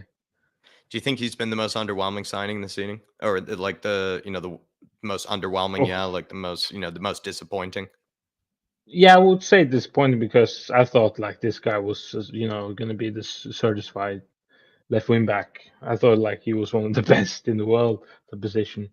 But since it was for free, I wouldn't say it was like the biggest flop. I think Rich is still probably the biggest flop, even though he has every chance to turn that around.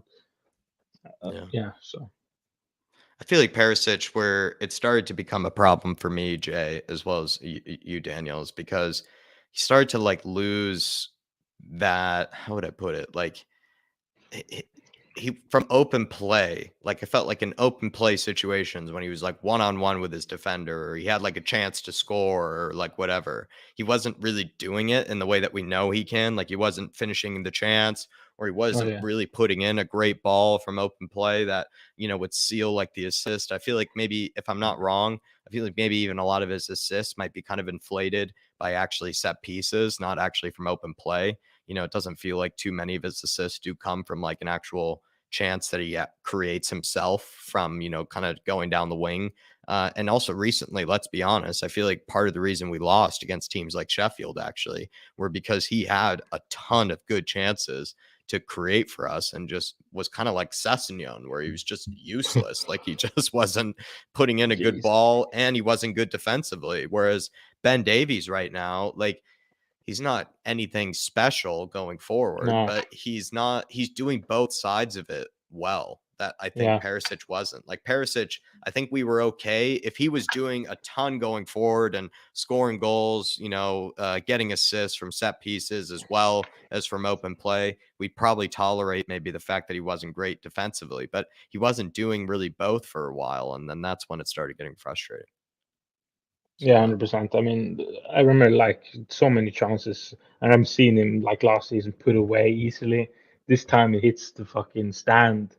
And I remember against Arsenal, like Jesus, easy finish, hits some fan, you know, in the stand. It's so disappointing, and it doesn't. I mean, of course, he's lost his pace now. That's understandable, but yeah, I expected so much more from him. Dark Sanjis saying, I hope Napoli wins the Champions League because we are out. Is that the team? Who's your Champions League team, Daniel, that you know you're kind of secretly rooting for now? Napoli could easily do it, to be fair, because they've already secured the league basically, so they could jump all baskets here. I mean, they're so good. Oh my They're god, saucy. I mean, you were right about I can't pronounce his name. Ceviche, yeah. I mean, I remember you did a video on him ages ago. Yeah, he's one of him and Kim Min-jae actually. I actually did a Kim Min-jae scout report. He was probably the second, or I think he might have been the second or the first scout report I even did on the channel. And then Kvaratskhelia was like the third or fourth, I think. But yeah, I mean, to see those two together, like, is just ridiculous. Like, because they both were linked with Spurs. They both were players like that were linked with Spurs when I was kind of just getting into Spurs YouTube kind of in general. And I was like, believe me, these guys are ballers. We absolutely should get them. They're in our price range as well. I think everybody at the time labeled them Levy signings. But then, and honestly, like, geez, like, I wish. And I guess we had Steve Hitchen actually as director of football at that time. So no wonder we didn't get them. Of course.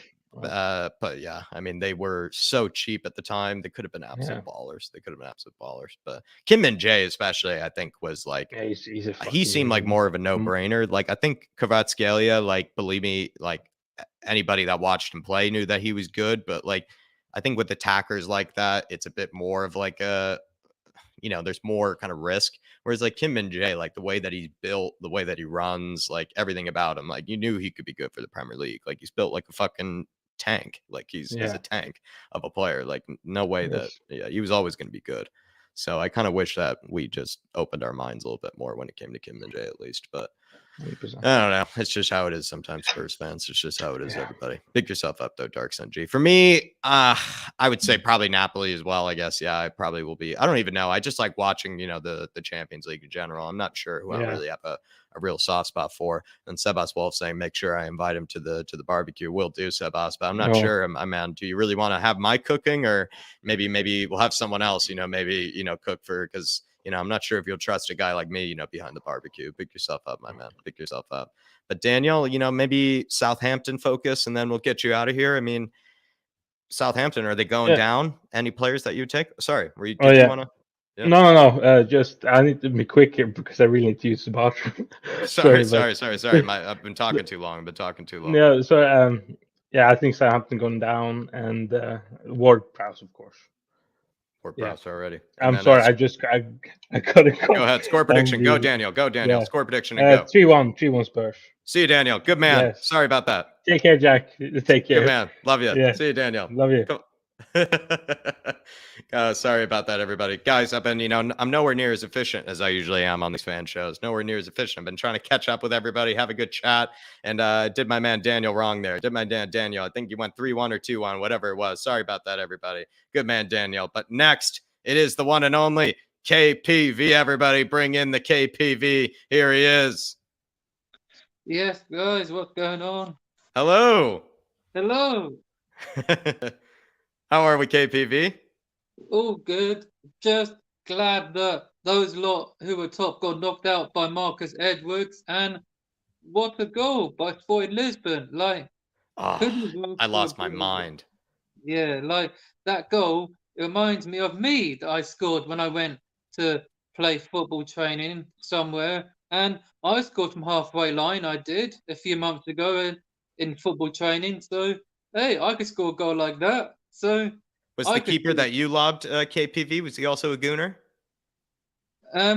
What, the goalkeeper that was That's the thing. Pedro Goncalves, he lobbed a gooner keeper as well. Not just any keeper from distance. He lobbed a gooner keeper as well. Yeah, like yeah, he lobbed Ramsgate, I think his name.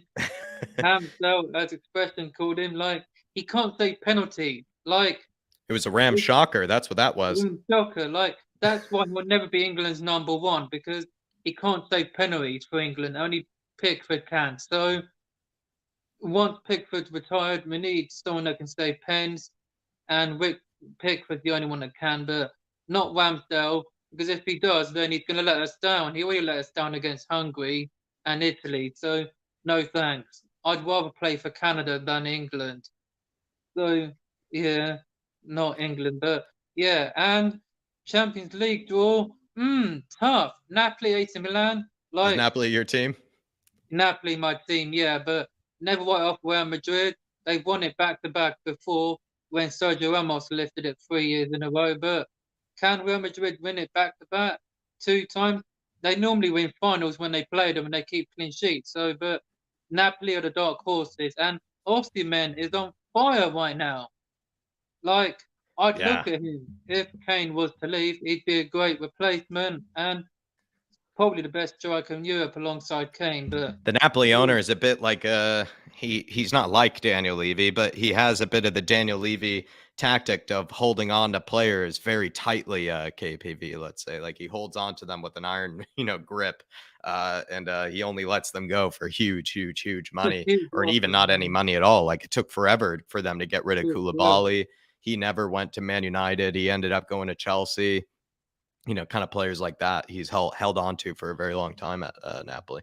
Yeah, true. Like, I don't know how long he's been there, but are you kind of sad we didn't get Kim Min-jae? I feel like that's the guy that I'm upset we didn't get.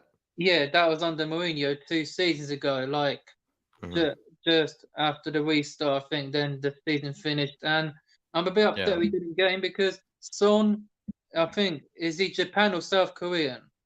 He's South Korean, yeah. Kim Min-jae. Yeah, Son would love him at the club, and we need. I think, yeah, it would be nice to South Korean link up and goal scoring, like, would be nice. I'm a bit upset we didn't go for him because I don't know how much Napoli wanted for him. Must have been 12 or 30 something, and Marine Levy was never going to pay it. Like, just pay the release clause, man, how much he's got, and then we could have gotten him. Like, we could have won the league then, because I know the fixtures we had under Mourinho at the start, like, because the pandemic hit, the Premier League started in September, and we have Everton at the start, and we lost 1-0, like,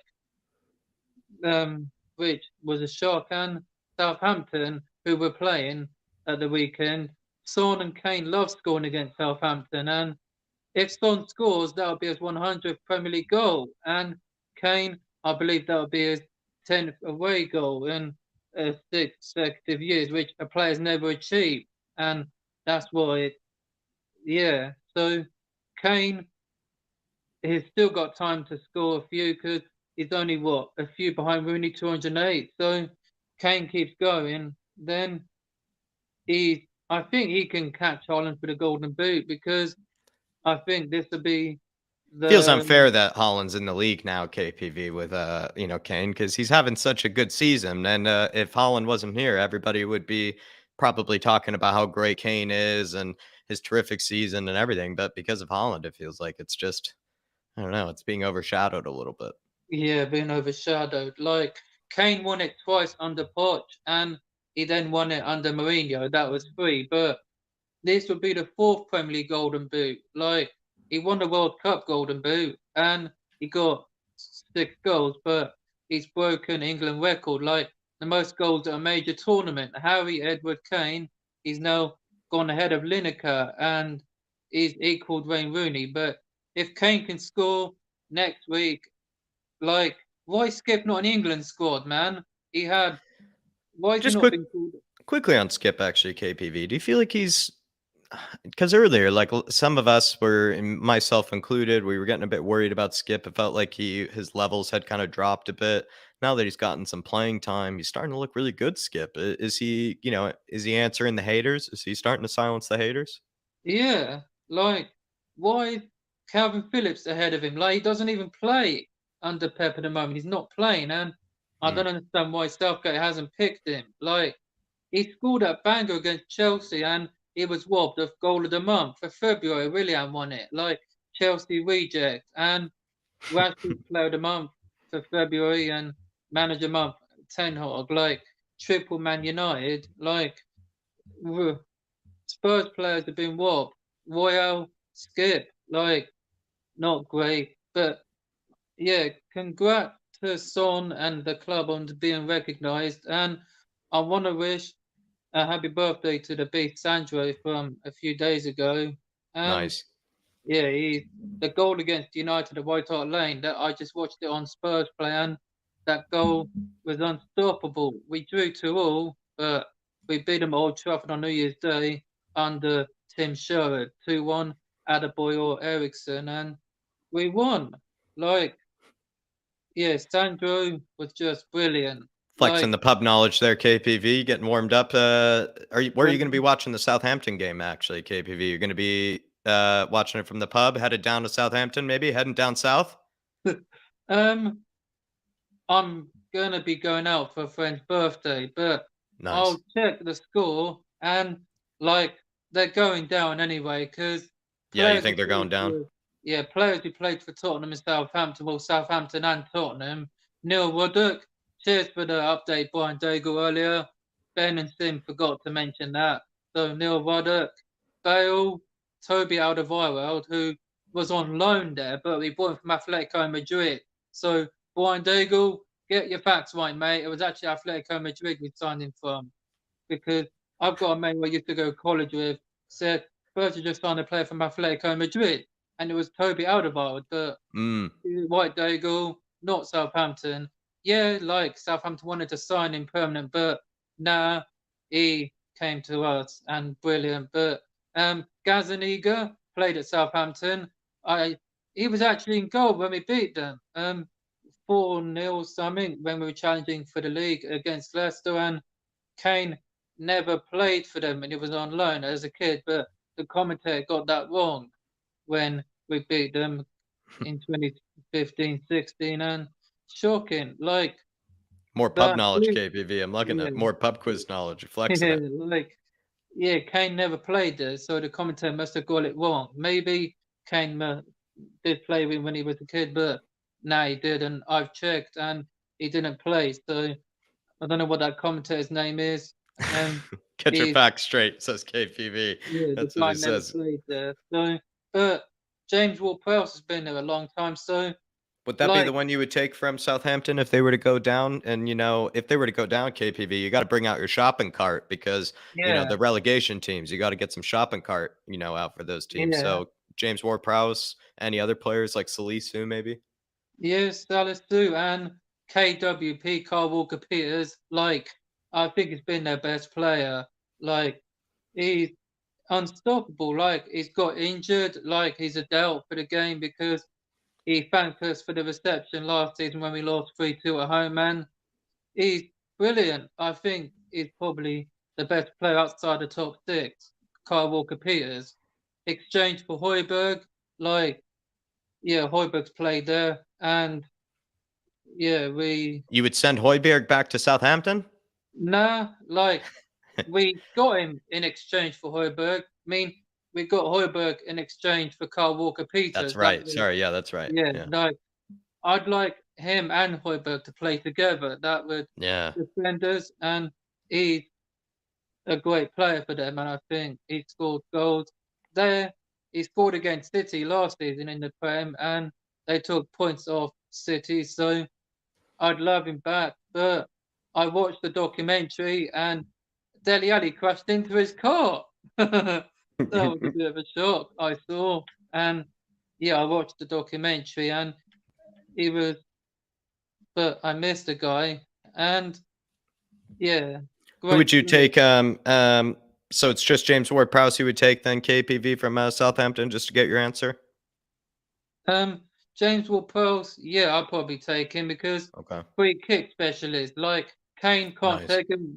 Why is the free kick coach the one who Kane did actually score one in pre-season against, I don't know, a Korean team we beat 6-3, but why is he taking them? Son took them for South Korea, and why is he not taking them? But the free kick coach is probably letting Kane take them, but we need a free kick specialist. And I think Pedro Porro's the one for me, Porro, KPV. yeah, he can take him, so I don't know why Kane's not letting Son or Porro take him, because Porro can score from free kicks. But should Porro start tomorrow ahead of Emerson? I think Emerson is now kind of back from injury, so who do you start? Yeah, I think, Porro should start. Like, he was brilliant against Milan because he gave his all, and he was brilliant. But yeah, like, brilliant it was. And tomorrow Southampton away, like, we've got Forster who gave them 4 points against us, but now we've got Forster, we can get 6 points. Like, we only conceded 1 goal when we beat them on the opening day, 4-1. Kulu with a screamer. Like, Kulu actually made his debut against them when we was at home last season, but I was at the game, unfortunately. We lost, but Son just loved scoring against Southampton, Kane. So hopefully Kulu can score again. But I know people say anything. Do you start Richarlison though? I feel like Richarlison should start it maybe ahead of Kulu again. Maybe go Sonny, Kane, and Richarlison. And then also Ben Davies, maybe left wing back, right? Has that been maybe the answer for us? Yeah, Richie was robbed, and the referee is a disgrace. Like, we've been robbed a few times. I've said it every time. Southampton away last season, Kane onside. Lisbon at home, onside, but came off Sporting player's hand and to Kane. And Nottingham Forest time last weekend, Richie was onside. And so we want an apology from the PGML. Give us an apology, VAR, or just get scrapped because we don't want it. Like, hopefully it won't happen again tomorrow to Richie. I think Richie should start, but like, if we need a goal, bring Kulu on after Richie scored. And then great weekend because City play tomorrow in the FA Cup, and Man United are playing as well. But we'll be, I think, we'll go third tomorrow if we win.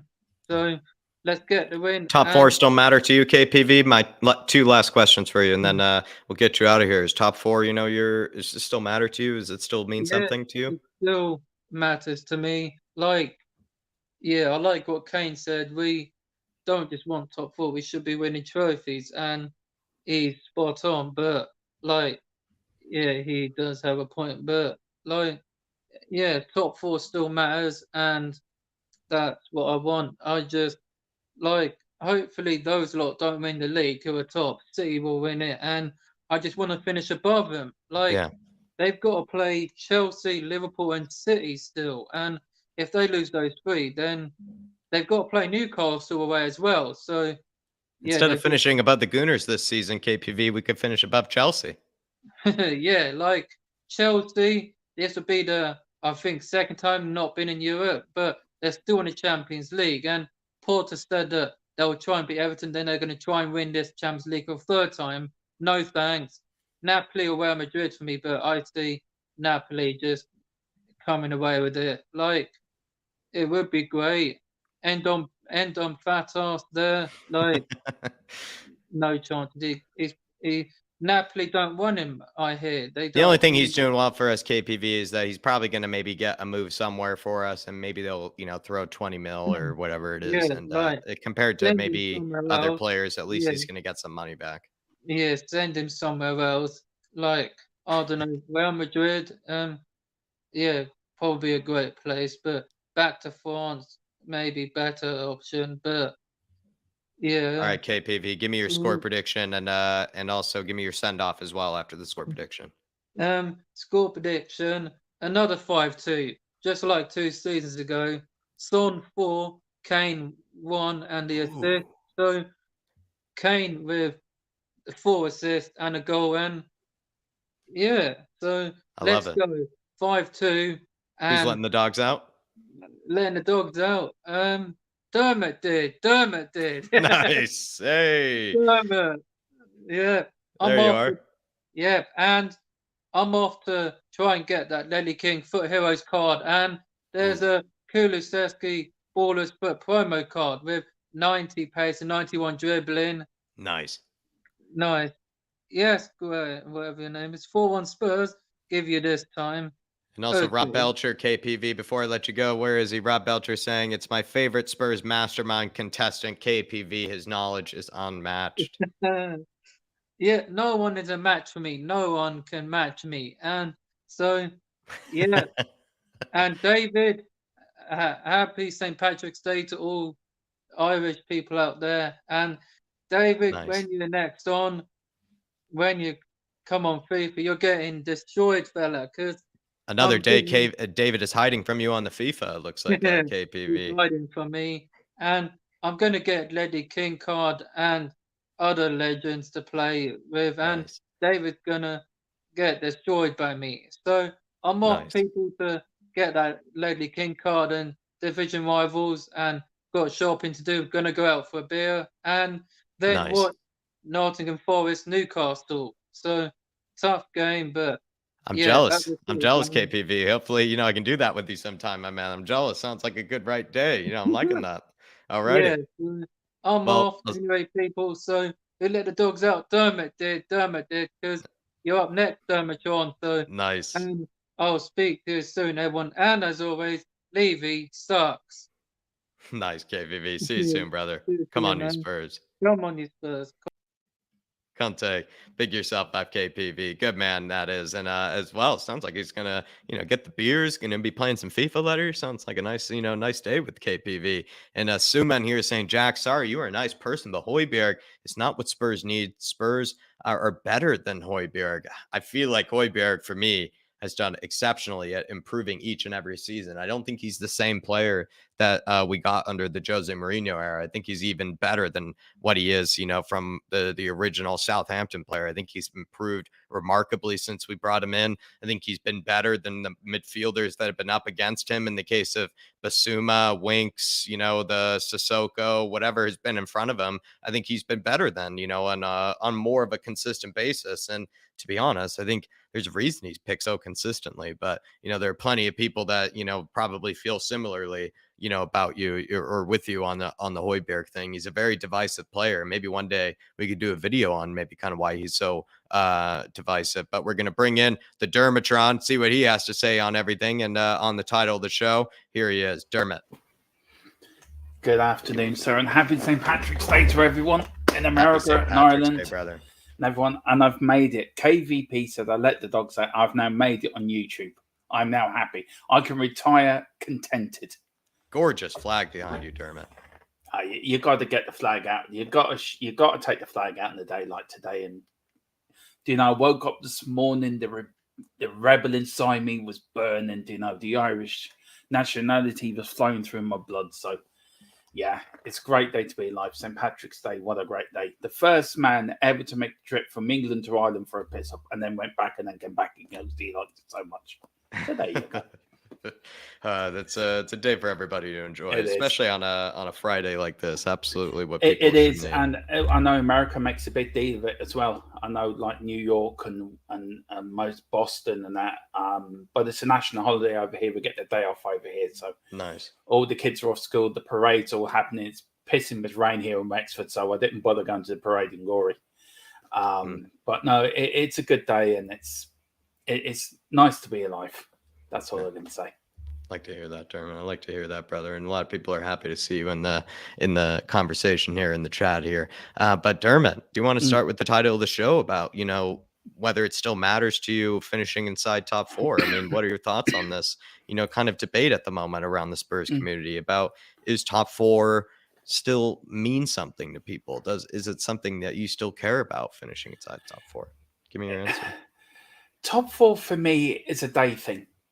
You're excited when it happens. Then the next day, it's sort of, okay, we're in the Champions League again. Winning a trophy lasts you the whole summer. And then, like, if you win an FA Cup, you got the Charity Shield to look forward to. If you win a cup, if you win, say, the UEFA Cup or Europa League, you used to call the UEFA Cup, you've got the Super Cup to look forward to. Getting Champions League, it's sort of, I don't know, we're so used to it now. When we first got under Harry Redknapp, we were buzzing for the whole summer. Can't wait for the draw. And yeah, we will be excited when the draw comes out. Yeah, we will be excited to get top four. It isn't a trophy. So for me, it's rare enough. It's just, okay, we're in top four again. Now, if we don't get top four, I'd be disappointed. Because I think we should, as a minimum, we should be getting top four. Because that's all there's left to push for, so you still push hard for it, right? Yeah, of course you do. And as minimum is top four, it is what you got to get. But look, it for me doesn't hold anything whatsoever. It's just we're finishing above the league. You look at where Arsenal are. Hopefully, Man City will win the league. But if we're really truthful with ourselves, I doubt they will. I think they will win the league if we're really truthful, because they are playing the better football. And I hate myself saying it. Yeah, we're finished above Chelsea. Yippee. I won a trophy. We wasted two good opportunities to win the trophy, especially that FA Cup, and that still pisses me off. It feels like too, Dermot, right? Where I was saying it's understandable that people, or like clubs, right, they can have that mentality of seeing top four as a huge incentive, because it's a huge incentive financially. It allows them to be able to not stress as much about what money is coming in and coming out and whatnot. But for Spurs, right, they've so consistently finished in top four, and they've found a lot of opportunities to build off of finishing in top four, but they've never taken any of those opportunities. So I could see why maybe people are a bit disillusioned with finishing in top four, because are Spurs really going to build on it, or are they just going to aim to just finish in top four again? I mean, top four. I mean, we've had so many false dawns for top four. Right, we've got top four. We've got this money. Let's go and build a team. And then the next, do you know what?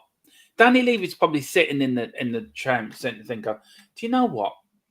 We'll do it next year. We won't do it this year. And we keep kicking this can down the road that top four is enough for any manager to come into the club. It should be trophies. It should be, right, we demand you win a trophy this season. We demand that we take the League Cup seriously, or the FA Cup seriously. Right. And what gets me, we went to the AC Milan game, Jack. About you, me, and Dave, and a load of us went over. And 2 days before, the day of the game, we were buzzing. We were going there. I was talking to a Spurs fan on the bus. You were talking to some Spanish or Italian fella to come over. Me and Philip were talking to two AC Milan fans to come over from Westport to watch the team. We heard the fans. They were jumping. It was a good atmosphere. The South Stand was really singing at the top of their voices. Shame the it rest was a very of the achievable result as well. Let's It be was. honest. 1-0 down. It's a very achievable. You could play. I mean, you could play like absolute dog shit, and you can still, come back from 1-0 down. That Milan team was so bad. It was unreal. What I did feel, the rest of the stadium didn't get involved. It was only the stand we were in that was singing constantly. And when you see, But the it was pretty players dreadful football, Dermot. That's Yeah, the it thing. And was. then I think when it's dreadful football, it is hard to get behind the team. And when you're seeing the team constantly going backwards, as well as you're seeing certain players that just didn't seem up for it. And we were the team that were 1-0 down. I mean, Milan were the one that were, defending the lead, not us. It felt like we were the one defending a 1-0 lead. That was how the game was. Both teams didn't show up to play football. It felt like both teams did not show up to play a game at all. They were both showed up to play dark arts and shithousery and all that kind of stuff. Yeah, and that's the point. It was like, draining. Yeah, that's the point. I sat in the stadium after the game, and everyone had gone off. And I think you were talking to Dave or Ellie, and Philip was talking to Ollie and that. And I sat there and just looked at the pitch, and I'm thinking, right, okay, we're just going to get top 4 again. And I'm thinking, really, is that what we've come to? And that was the first thought that came into my head. This is what we've come to, just going for top 4. Yeah. And it really, that night, it was like I had a lightning bolt thought that I can't take much more of this. And that's why I've said I've lost interest in the season now. Yeah, I'm still going to follow the games. I'm still going to support Tottenham. I still do content on my channel. I'm still going to do everything I normally do. But for me, I've got some soul has been taken from you, some energy, I'm more looking on next season now. I'm more looking at where we're going to build, who we're going to buy, who we're going to get in to improve the team. Conte is going to stay. And I tell you this now, Conte will be here next season. Conte, and I tell you that somebody emailed me the other day telling me that Conte will be here next season. That he knows somebody. ITK Dermatron. And he hasn't said anything in his press conferences to lead me to believe that he's going to stay. I guarantee you, before the end of the season, the club will announce we've reached a year. We're going to activate the 1 year's agreement with Conte. He's still after Frank Kessie, and that's come out this morning on the Spurs web that he's trying to persuade Frank Kessie to come to Tottenham in the summer. So if he's trying to persuade players, and I think it's the media again whipping up this narrative of Conte's going to leave. We had it last season.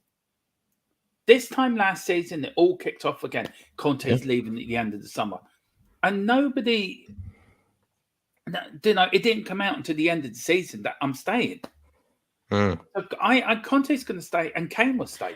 Do you think Conte could stay, Dermot? And I'm going to kind of pivot this towards Jamie D's comment here, saying you can dream about top 4 with our team. You can't dream about top 4. Prem has never been so competitive. We can only dream of top 4, says Jamie D.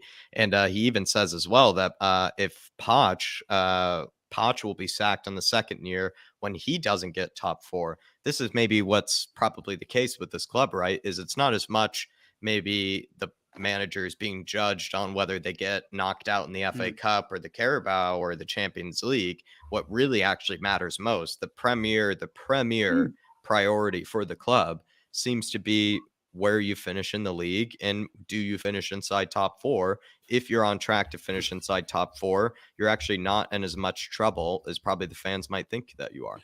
Yeah, I mean, look, years ago, I can remember back to the 80s. And this is what really gives me my biggest. Is that how managers are judged? Is basically on top 4? Do you think? Yeah, it is. It is on top 4.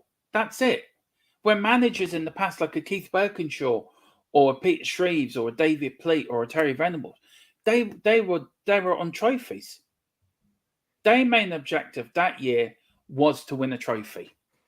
Now, because you can get into the Champions League in the top 4, I think it's changed a lot of clubs' mentality. Thinking we need top 4, where years ago it used to be you win the championship, you went into the European Cup, which is now the Champions League. I think it needs to be the top 2 go into the Champions League, then the next 2 go into the Europa League, and then the one after that goes into the Conference League. And then if you win the League Cup, you go into the Europa League. You win the FA Cup, you get the Champions League place. I think the FA Cup should get you into the Champions League. I think that would be actually very, interesting to see that. You've got to make these competitions worthwhile for managers. See, when you won the FA Cup years ago, it got you into the Cup Winners' Cup. Do you know there was always a It carrot was at the and end? that was a prestigious competition in itself. Well, yeah. this competition we won. We were the first British side to win a European trophy. Do you know? Yeah. And we as a club, I've said it before and I'll say it again, we've lost our identity of what we are and who we are. We've just become a top 4 club. And I think this is the problem. I think because there's so many places for Europe, especially the premier of the European tournaments, the Champions League, where you finish top 4. A lot of clubs' mentality is right. Top 4 is what we get, and you get as Carl Simpson said, money talks. But if it's only the first 2 to get into the Champions League, more clubs would say like a Tottenham or a Man City, they'd be spending more money to get the better players to get into that top 2. Yeah. And as well, Jack, when you say about Poch, if he didn't get top 4, then if Poch comes back, then what's the point of the last 4 years been then? You might as well have just kept him. So we've got to go into every season with a mentality. Either something has to change, either the ownership has to change its mentality or its objectives, or the manager has. Our objective this season is to win a trophy, then top 4. Do you think maybe part of the reason, though, that people get very upset then, right, with the ownership is perhaps Jose Mourinho got caught for prioritizing the Carabao Cup, right? Like that was his sort of opportunity to bring a trophy to the fan base, to bring the fan base together. I think there were rumors he was preparing for it weeks in advance, and he was not doing as well in the Premier League. And the fact that he wasn't doing as well in the Premier League and was prioritizing maybe the Cup, they maybe saw that as, against the, what would you say, like the ethos of what the ownership and what maybe people are looking for, right? I think so. Or even how, let's be honest, how like even Arsene Wenger put it, right? Arsene Wenger said, top 4 is it's kind of like it's in itself basically a trophy to finish inside top 4. And he was even asked about it recently. Antonio Conte in the press conference, he was asked about, is finishing inside top 4 almost like an invisible trophy? I think it's depressing to even say that it is, but it is like it is a difficult, it's a difficult 4 to be finishing inside of. It does. I mean, him to say that, for me, it's a very defeated way of looking at it. It's him bowing down to, and I do understand top 4 is everything. Top 4 is where the money is. It's where the prestige is to get into the Champions League. And I understand that. But top 4 isn't winning the league title. Top 4 isn't winning a cup. Top 4 is just top 4. You don't get a parade down the high street for getting in top 4. You don't get medals for finishing in top 4. You don't get that trophy. You don't get that enthusiasm for winning top 4. It lasts for a couple of days. It's, top 4, we're in the Champions League. Yee-hee. And then you got to wait the whole summer for the Champions League draw. You win a trophy, that takes you all the way through the summer. And we've lost our identity. I mean, look, I've got nothing against the owners most of the time. Only some of the partly I've got problems with them. But my thing on the trophies is what I've seen before and how we were before. And that club that we knew is not here now. This club is like every other club in the Premier League. The top, say, 8-9 sides in the Premier League all wanting top 4. And you're going to watch a Newcastle spend big in the summer. You're going to watch a Man United spend big. Chelsea are going to spend more money. Arsenal are going to spend more money. Man City, Man United are going to spend more money. So we've got to spend money in the summer to keep up with these teams, because we're going to get left really behind if we don't. And this is where we have to go for a Ward Prowse or get like a Kessie, get a Skriniar. I think he's gone to PSG, but get like who's the other one at Inter Milan, Jack? There's Bastoni, yeah. Go for Bizuma for the goalkeeper. There's one that I think we should go for goalkeeper wise. And we've got to spend big. We've got to next season. We've got to start the summer. Right, we're putting it all on the line. We're going to chuck everything at it. Where it lies, it lies. But we're going to go for it and go for everything. I like it, Dermot. Yeah. Sorry. And it's just something that David, I think Dave, you know that in the Spanish ex-Spanish manager, if Conte does go, that's how I would like to see him in, because he had that young Spanish side playing beautiful football. And it reminded me of the Spanish side when they won the World Cup in 2010. They were a joy to watch. But I think Conte will stay. They did get knocked out by Morocco, and then I know, I feel like they were passing for passing's sake and passing, teams to death, basically. But to be fair, Morocco was everyone's second favourite team in the World Cup, to be fair. I mean, they had Bono in goal. I mean, he didn't know what he was looking for. I'm sorry, I couldn't resist that. Being a bit of a YouTube in St. Patrick's Day. But no, we've got to get back to our roots. We've got to go back to our DNA. We've got to go back to what we were built on. And if we don't, then we'll be lost forever. And then we'll just be another club fighting for top four. And it gets to the point where it just becomes another place in the league. Yeah. And that's not what we don't go and support Tottenham, Jack, just for top four. It feels like it's a mentality that Spurs should probably, it's a mentality that I understand why clubs have, but I feel like this year and this year alone, it was a good opportunity to break from that mentality, and they clearly didn't. And it's a huge frustration. It is. And look, I think as much as we all love Tottenham, I think we need to start looking at next season and start preparing for next season. That includes Conte, the management, the Paratici. Let's get the list. Let's keep going for top four this year, but also have plan B ready for next season. Who we're going after? Who do we want in? Who do we need out? Let's get this going, because we're at the we're going to come to the crossroads of Tottenham Hotspur at the moment. And it's very important the road we take is going to be the right road. Because if we take the long road, we're going to be down in the mid-table again like we were in the 90s very, very easily. So look, and I think Southampton's going to be a win. I think we're going to beat them 3-0. I think Kane will get a couple. I think Richarlison will get his goal he deserves. And look, it was a pleasure to meet you and Dave. Pleasure to spend some time with you and Dave. It really was. I got a glimpse to see how you two work. I learned an awful lot, but I tell you one thing. Doing the away trip with these two guys is probably the best trip I've had in a long, long time.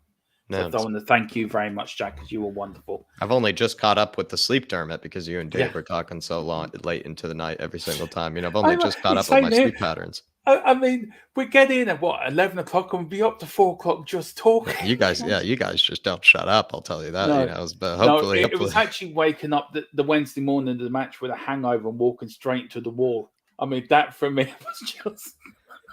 Well, speaking of hangovers, hopefully you enjoy your St. Paddy's Day, Dermot, and as well, I hope that the missus and everybody's okay in the family, and enjoy your St. Patrick's Day, brother. Thank you so much. Yeah, we actually got a bit of a party tonight in the channel coming up. We've got a St. Patrick's Day show tonight, so me and Philip Brady are going to do some. We're going to do a bit of fun tonight. We're going to talk a bit about Ireland and about the history and did the moon landing really happen? Was Daniel Levy with the Egyptians back in the day building the pyramids? Did he lease that out? Is he an alien? Enough of that. All right.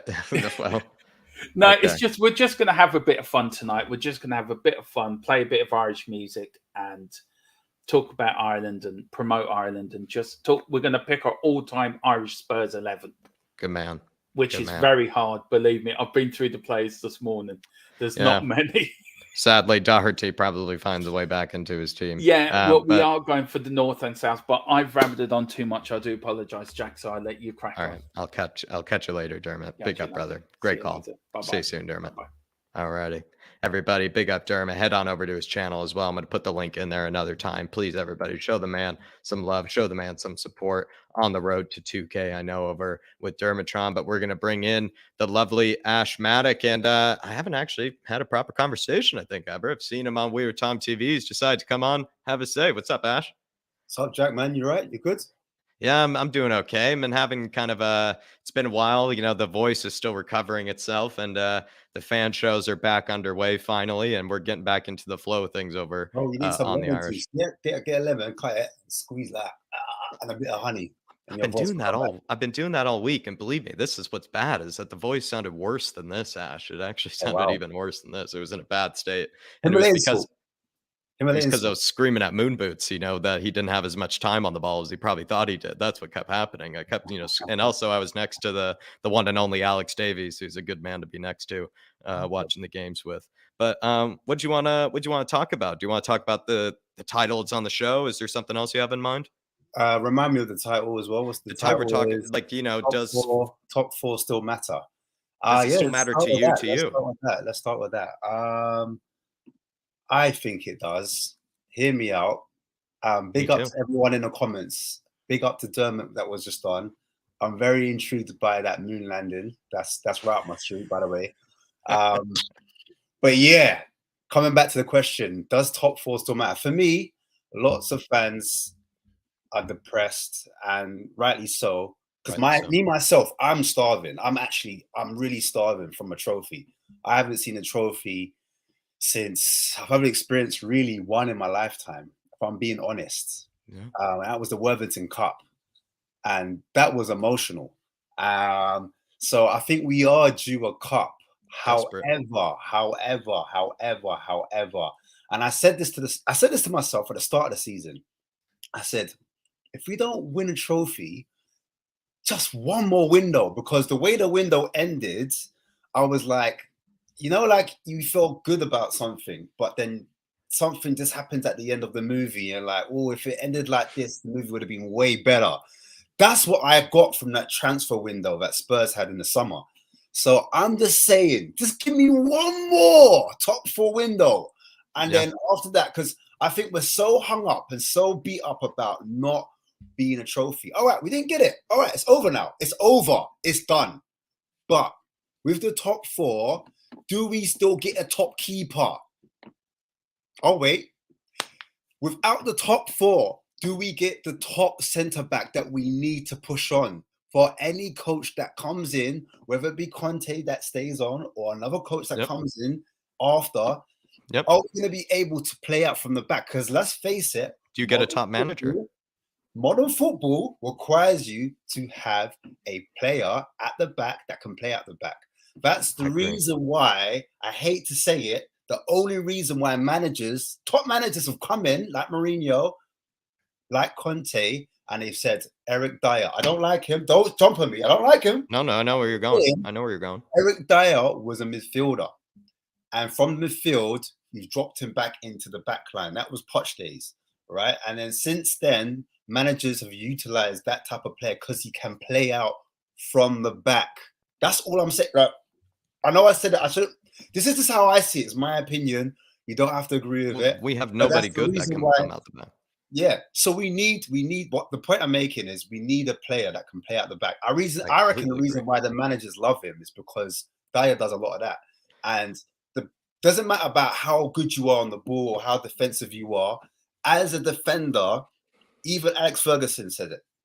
He was coaching a player and he was like, I think it was his son or something like that. And he was like, why don't you rate me as defender? I did a great challenge, had my best game.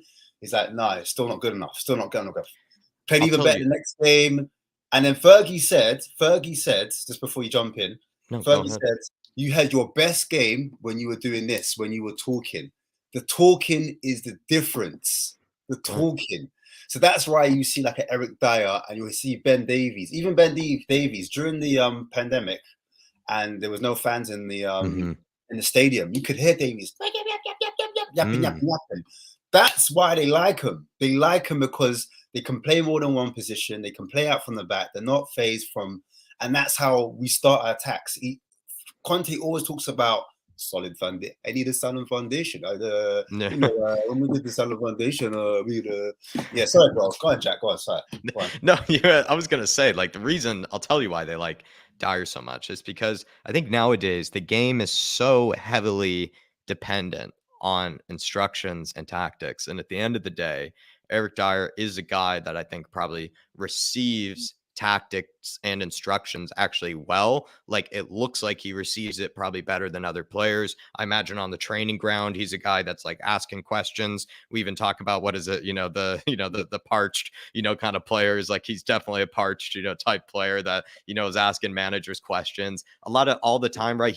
People are always saying like how well spoken he is, like how he's always like, good with the rest of the players and whatnot. I feel like all that plays into why he gets picked, because like when a manager is like asking for a certain like type of instruction from a player and a certain type of role, he's the guy that maybe looks like the best suitable sort of like mind or whatever for it, even though he's actually in secret, or not really in secret, we know this, not actually good enough to be able to do it. Yeah. He comes off to every manager as a guy that maybe is like can actually receive those instructions maybe better than other players can. And it's I don't know, that's how I at least see it. And it seems like maybe that sort of personality of him has been able to sort of keep his spot at Spurs no matter what. And I actually agree with you with why he was probably, kept in the back line for his sort of, distribution, or at least his ball, his on the ball ability. And it's just because what you said, exactly, you're right. It's because everybody else in the back is so poor on the ball, i.e. Sanchez, Tanganga, etc., that we needed others that were actually capable of being able to handle being pressed, because that's how the game is headed these days, is because these days you need to have people that are capable of, handling pressure, because even it goes to goalkeepers. It's why I've been so frustrated with Hugo this season, is because Hugo's just been caught out, I think, for being a keeper from the old era, like a keeper from the days of when, you were allowed to not be good on your feet. Like now you have to be good with your feet as a goalkeeper or you will get exposed, I think. And I don't know. I mean, there were a lot of good points I think you made there, but I think that's why like Dyer plays in the first place. And also just quickly on top four, what I would say is, I mean, I don't know how you feel, Ash, but as a younger fan, I mean, I'd much rather be playing Borussia Dortmund or AC Milan and like, screaming into a pillow after we lose after that, instead of playing Legia Warsaw or NS Mura and screaming into a pillow after we lose to those teams. I'd much rather lose to a Dortmund than lose to a Mura. Yeah, facts. Because if you go out by we went out by AC Milan, there's no shame in going out to AC Milan because of their pedigree, because of their history. But go out to a Mura, go out to a Sparta, something that you can't even pronounce. Brother, people are onto you. Listen, we were in the top 6, whether we like it or not. We are a top 6 team, and we are the laughing stock. So we just need to assert ourselves as a top 6 team. It's only going to get harder. Newcastle, they've got that oil money. You see what I'm trying to say? Yep. You've got Chelsea. They've got the Americano. They've got the Americano. I think it's like blank check money. I think it's like we're blank check money now in the Premier League is this thing where it's like if you run into any problem, they basically have whatever amount of money it takes to fix that problem. Like you see, like however much money Chelsea have thrown into fixing the number 9 situation, they'll throw $1 billion worth of players like to fix a number 9. Like, and that's where the Premier League is headed now. And it's like, do Spurs really want to play that type of game? It looks like they don't. And to be honest, most owners probably don't want to play that type of money where you're just like throwing money down the drain, at any problem you have. Yeah. So we need to, Spurs are a different animal. We're run different. We've got an Italian manager with an Italian football director.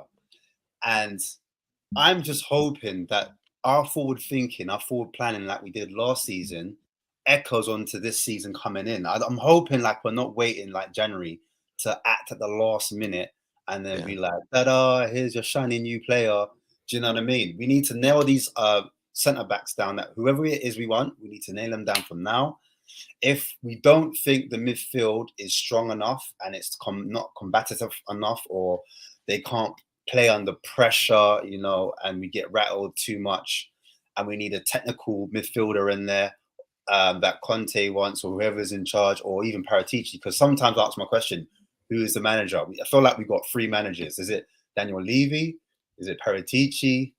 Or is it Conte? I don't know who the manager is, because I know Conte's a coach and he does the coaching, but at the same time, I thought Conte's more of a manager, and sometimes it just gets lost in translation. But I just hope they're all singing from the same hymn sheet. I hope Levy just stays on F1 and leaves Paratici to do the footballing side of things, like we agreed.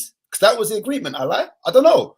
I You thought are that right. was the agreement. So That's what I thought I too. just want him to just stick to it, because I watched your show last night and it was about Paratici versus Mitchell versus Hitchin, which was really good. It was a good insight because Did you like that game at the end?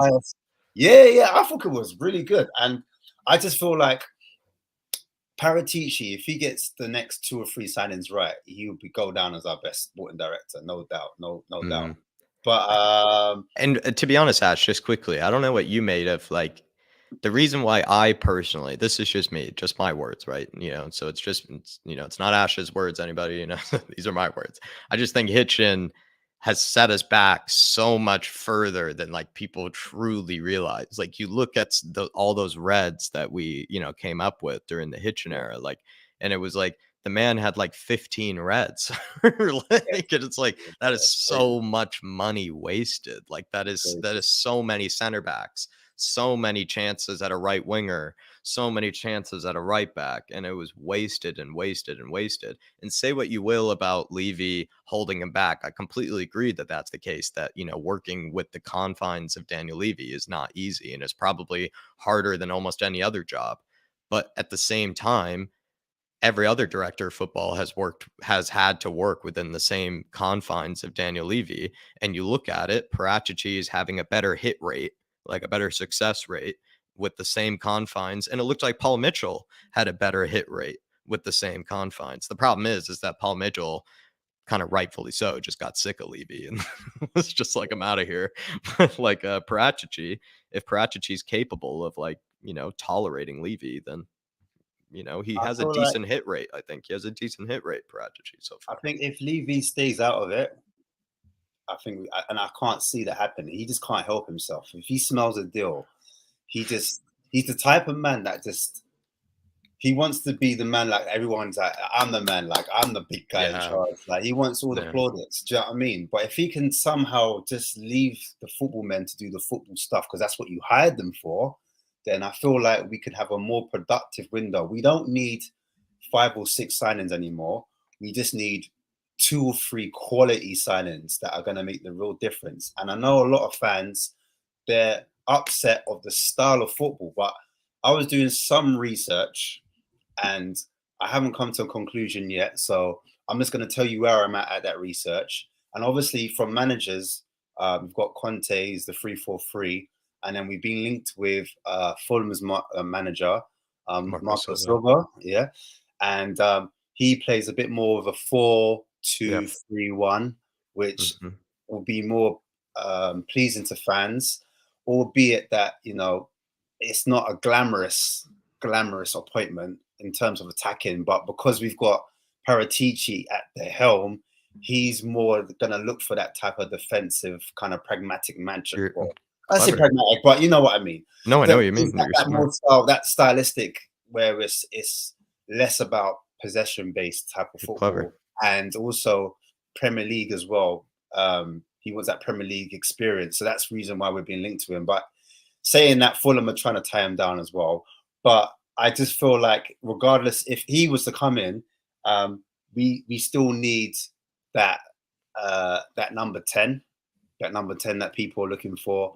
We still need that defense as well, and we still need that, because he needs a good ball playing defender. Like I'll be honest, that guy Tim Ream is at a revelation under. He's impressed me, right? Yeah, so he needs a guy like Tim Ream. This is it. And I look at Fulham; they got their fullbacks. They really push up high. They really got up and down. Got their Reed up and down, and yeah, man, I see a lot of similarities. I think you're clever with Marco Silva, because you said Paratici likes defensive managers anyway, so that would be someone that would be the next step. It's logical sense. But I just feel like in Conte, if we was to keep him, it's not up to us. It's not up to us. It's not up to the fans. But surely, like, we're going through that painful rebuild, as quote unquote fans say. We're doing that now at the moment because we're going through the cups we're getting knocked out of. That hurts. Is that not painful? Is that not painful enough? Have we not changed the style of play from Nuno? Do you know what I mean? Slightly. Have we not changed a little bit from Mourinho? Whereas Mourinho was a lot more defensive and low block. I think Conte is more of a mid block. To be fair, I think he plays a bit more front footed than Mourinho does. I agree. And then I looked at Luis Enrique. I said, Luis Enrique, he's the shiny one. He's the one that everyone kind of they're attacking. Yeah, fans. he's the flavor of the week right now. They're attacking, fans. They want Enrique because Enrique represents tiki-taka, possession-based football. And the argument is, he passed teams to death. Look at Spain. We got knocked out by Morocco, and I'll counter that because Spain never had a top forward like Kane. He never had a Kane. Obviously, we never had a Son and never had Richarlison, albeit that they're not really firing. But our strength is at the top. You've got Kulu, you've got Richie there. Do you know what I mean? We've got players in each position at the top. We're quite stocked. Even you got your Brian Hills, etc. It's almost like any manager that comes to Spurs, they kind of can't complain about the forward options, right? They have to make with the forward options they have. Like any manager would be happy to have those forward options. This is it. So with Enrique now, he changed from a 4-3-3 at Barcelona to a 3-4-3, right? And that's when the Barcelona fans started turning on him because he had an aging midfield in Xavi and Iniesta. So they weren't and Busquets as well. They were aging. So he had to address that situation. And he had the diva of the front three of Suarez, Neymar, the MSN. Yeah. So he had the divas that he had to deal with because he wanted to play Messi out wide. Messi wanted to be a false nine, and he had to deal with all of that at the same time. So people aren't looking at how he had to handle that and still did a job of a treble and a double as well off the back of the treble as well. And won 9 trophies at Barca. Always people saying, "Oh, it's Barcelona. Can he do it at a smaller club?" Blah, blah, blah.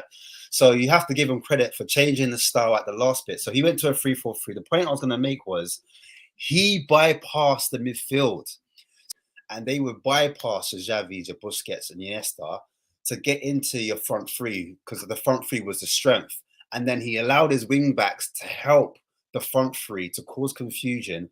And what the wing backs did, because they were out wide, that made like your Suarez's, sorry, not your Suarez, your Neymars and your Messis to come from outside to in. Drift inside. You know what I mean? Yeah. And then sometimes what they would do is they would rotate from, so your wing backs will come from outside to in, and they were from inside to out.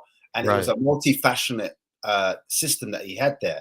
So it's not too dissimilar to what Conte's already doing with Spurs at the moment. It's a similar style and system. So it's interesting, like people really want this Enrique. I think the main difference is that obviously they just want more of the ball. I think that's what it more is. Of the ball. That's basically what it is. But with Conte, he's happy to like draw teams in and then create space in behind, and then we hit them, which makes sense. And it helps players like Son, because which leads on to your next question: is Ben Davies our better left wing back? What do you think? Now, it is a hard debate question, and I'm going to try and answer it as best Perisic, it's almost for me has been such a liability, like that Ben Davies does both sides of the ball better. I think with Ben Davies defensively a lot more. He's a lot more solidity. Is that the word? He's a bit more solid. Yeah, he's a bit more solid. And he knows what's required as a wing back or a full back or a centre back, because he's played all 3 positions. So I think that's where he has the upper hand on someone like Perisic. Whereas Perisic, you saw it at the World Cup when he was at Croatia, he was deployed as a winger. And obviously before he was at Inter Milan and before he was at, Bayern Munich when he went on loan, he was actually a winger. He was a winger before he went over there. Obviously, Bayern Munich, he went over there and then they converted him into that wing-back position, and he learned a lot. And then he went on to do great things at Inter Milan. And it was the second half of the season where Perisic got his assists and his goals went all the way up. So I wouldn't completely write off Perisic. And I know a lot of the his assists, if you chalk off his set pieces from his corners, etc., then his assist rate looks completely different. Yeah, that's what I was talking about. And that's why it feels like from open play recently, he's been kind of falling short, because against Sheffield United, I don't know about you, Ash, I thought he had a lot of chances against Sheffield United to either put in a good ball to get us ahead or score. And he's not really doing one or the other. He's only really providing assists from set pieces. Yeah, for me, my criticism from what I see, from what I personally see when I've watched the game, he doesn't come inside, he doesn't go outside, he doesn't take his player on. So if you're one-on-one with a defender, which he is a lot of the time, he's not saying like, okay, I'm gonna try and take my player on, whether it be with the ball or without the ball. And some people might argue, oh, it's his legs, but I feel sometimes he's choosing not to do that. He's getting his body shape, he's holding the ball up, and then he's not really progressing up the pitch. And that's what you need from a wing back. Some people might put it down to age, that maybe if he pushes high up with the ball, he might not think he can get back. Because I have seen him certain times high up the pitch, and then sometimes he's slow to get back into his position. Or against Man City, that was a perfect example when he really had a bad game against City when we lost that game. And they doubled up on him, like it was Mahrez and Lewis that really did a number on him. Well, the urge for the fullback to get I think every wingback and even fullback, they have to have as much of a desire to get forward as they do to track back. Because if they want to get forward, they need to know they have to have a real urge to track back. Because if you don't, then you'll get exposed. Look at Trent Alexander-Arnold right now. Like his willingness to go forward is unmatched. Like he wants to get forward more than anybody, but he's so reluctant to get back. And then that keeps getting exposed every single match. I could play devil's advocate because I was watching the Forest game quite closely. I looked at Porro, and going forward, he wasn't bad. He was quite good going forward. I think he got better as the game grew on. Like his first touch, the first few minutes was a bit iffy, but then he started to link up with Richarlison very well. And then towards the end, Kulu came on. He linked up very well and almost created a chance for Kulu with a one-on-one there. And I thought his crossing ability was a little bit better. It was a lot better than Emerson. He provided more of a threat. He hugged the width as well. He kept the shape. And that's caused a lot of problems for Forest. So that opened up the pitch. It made the pitch a lot bigger for us. And so it gave a lot more space for Richarlison to walk into and helped us create chances. In fact, the chance that Richarlison created for Son was because of Porro on his move on the right-hand side and his link-up play with Richarlison. Yeah, you're right. But the point I was going to make was him, as good as he was going forward, still sometimes he got caught out of position, and Forest were taking advantage of that. And defensively, so far for me, Bats has been his weakness going on the other way back. So as much as we criticize Perisic for going forward, for going backwards, he's not looking as good. I could argue the same with Porro. Obviously, we're as a fan base, everyone's talking up for Porro. He's going to be the future, blah, blah, blah. But I'm just trying to add a little bit of context for Porro and Perisic. Like, if they're going to push up high, sometimes they are going to get called back the other way. You don't think can we do both at the same time? You don't think we can do both at the same time, probably, Porro and Perisic, right? If we're going super aggressive, because I feel like if one wing back pushes up, the other wing back sits back just for the balance. And I think that's what Davies does. He helps us create that little bit of balance. Even Davies pulling back gives Son more space to run into, more space and more freedom on the left-hand side. And sometimes he arrives a little bit later than like a Perisic would be there already. Sometimes Perisic delays his run and he arrives a little bit later because he's a bit more defensive-minded. And sometimes Davies doesn't just do the outside run, he does the inside run as well. So the the overlapping run, the underlapping run, that's what he does quite well as well. And that can help throw defenses off, because if you're checking the run of Davies, all of a sudden Son's got a one-on-one and then he's more effective, because Son's, I think the best out of Son is when he's dribbling at players. And I feel like this season it's been the same position, but his body shape's been different. The way he receives the ball is different. What he's been asked to do is different, defending-wise. It's been slightly different. And so that affects the wing-back and how the wing-back performs as well. Because the wing-back needs one-on-ones. The wing-back needs space to run into. And so sometimes when you've got Sonny in the same position as your wing-back, then there's not a lot of movements. Easy to mark them out the game, if that makes sense. I agree.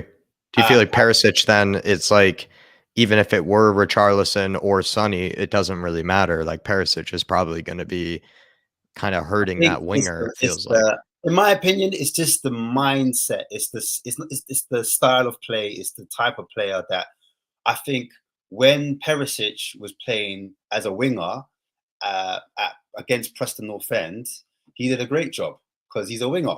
Does that make sense? Yeah. When he was at Croatia, we played for Croatia, he got loads of assists and he got goals as well for them. Because he's a You know winger. why? Because he's a winger. He was playing his position. So as a wing back, even though he's asked to do a wing back role, instinctively, it's in his DNA. The winger in him comes out. And that's why he ends up in certain positions that some may be in. And he's like, I don't know, like if you ever played football and like someone do the same, you're about to do a run, but then someone does the run that you're about to do, you're like, oh shit, I can't do that run now. Yeah. So what do I do?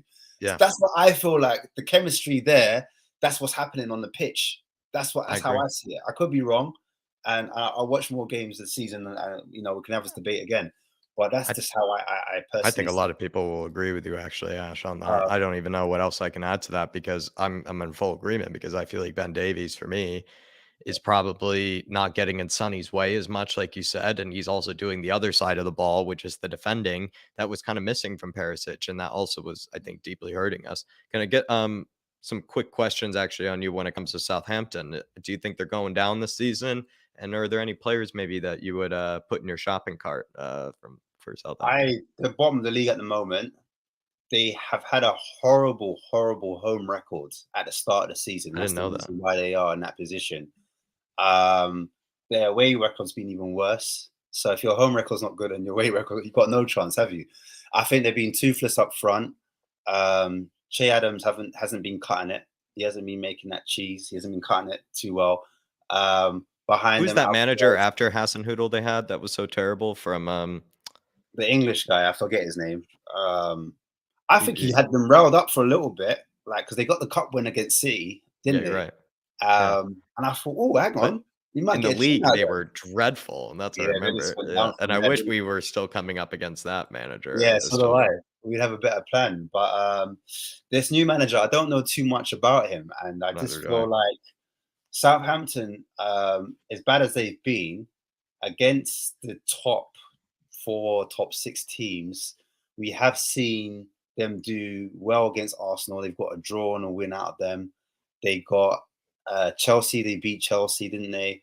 Man City already mentioned with the cup win. And then that's why I'm happy Hasenhüttl still isn't there, because me personally, I thought Hasenhüttl was actually overachieving with them, where he had a pretty dreadful squad for years. And I think he always kept them safely above relegation. And it felt like kind of doing pretty well for like what is, I think, a pretty average, if not close to relegation, like type, squad and team. And the moment they got rid of Hasenhüttl, they've seemed worse, like since he's actually been there. And he would get those, the wins you were saying against Chelsea, Man City.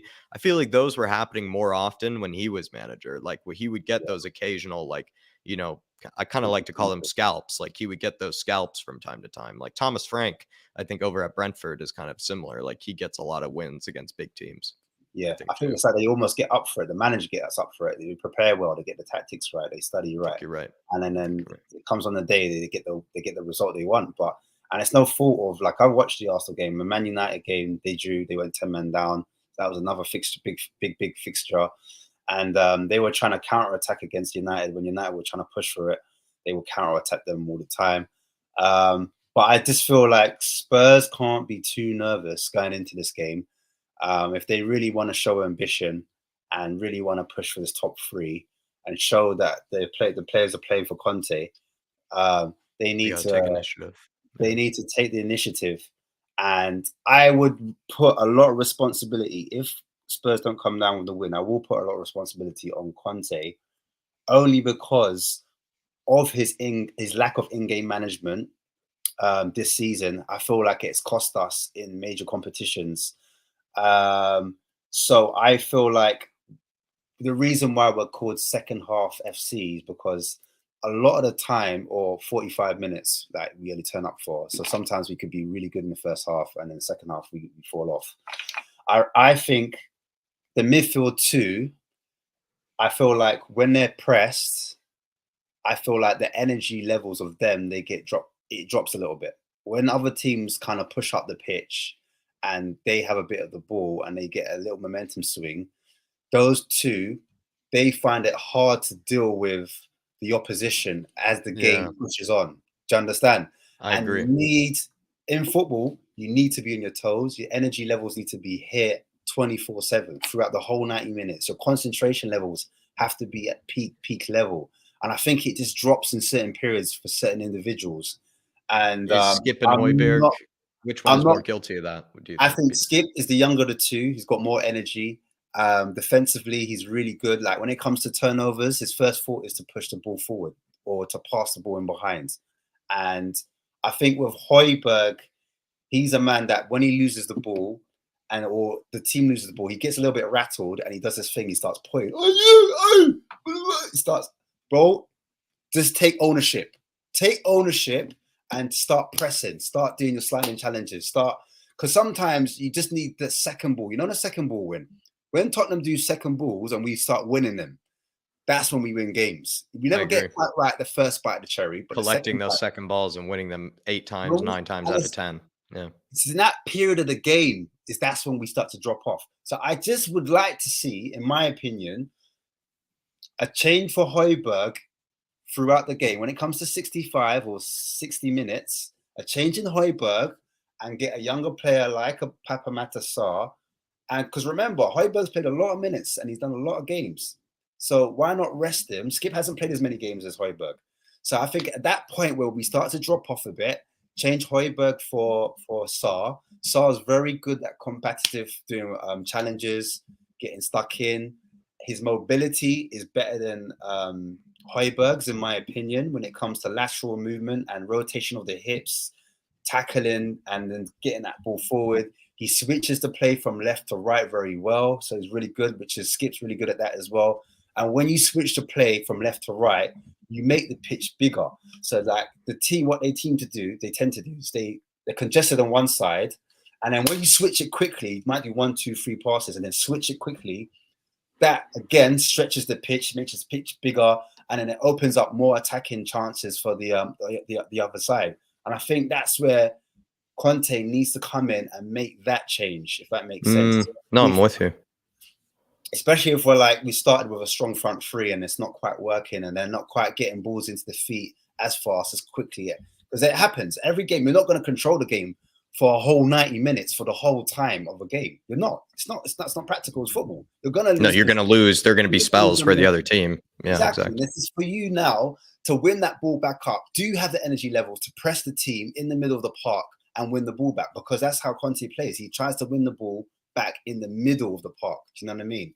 And so if Kane hasn't got the legs to press like he did back when Poch was around, if Sonny's losing a bit of steam and he can't press from the front, then the press is going to come from the middle. And that's why I think the midfield two need to be on it.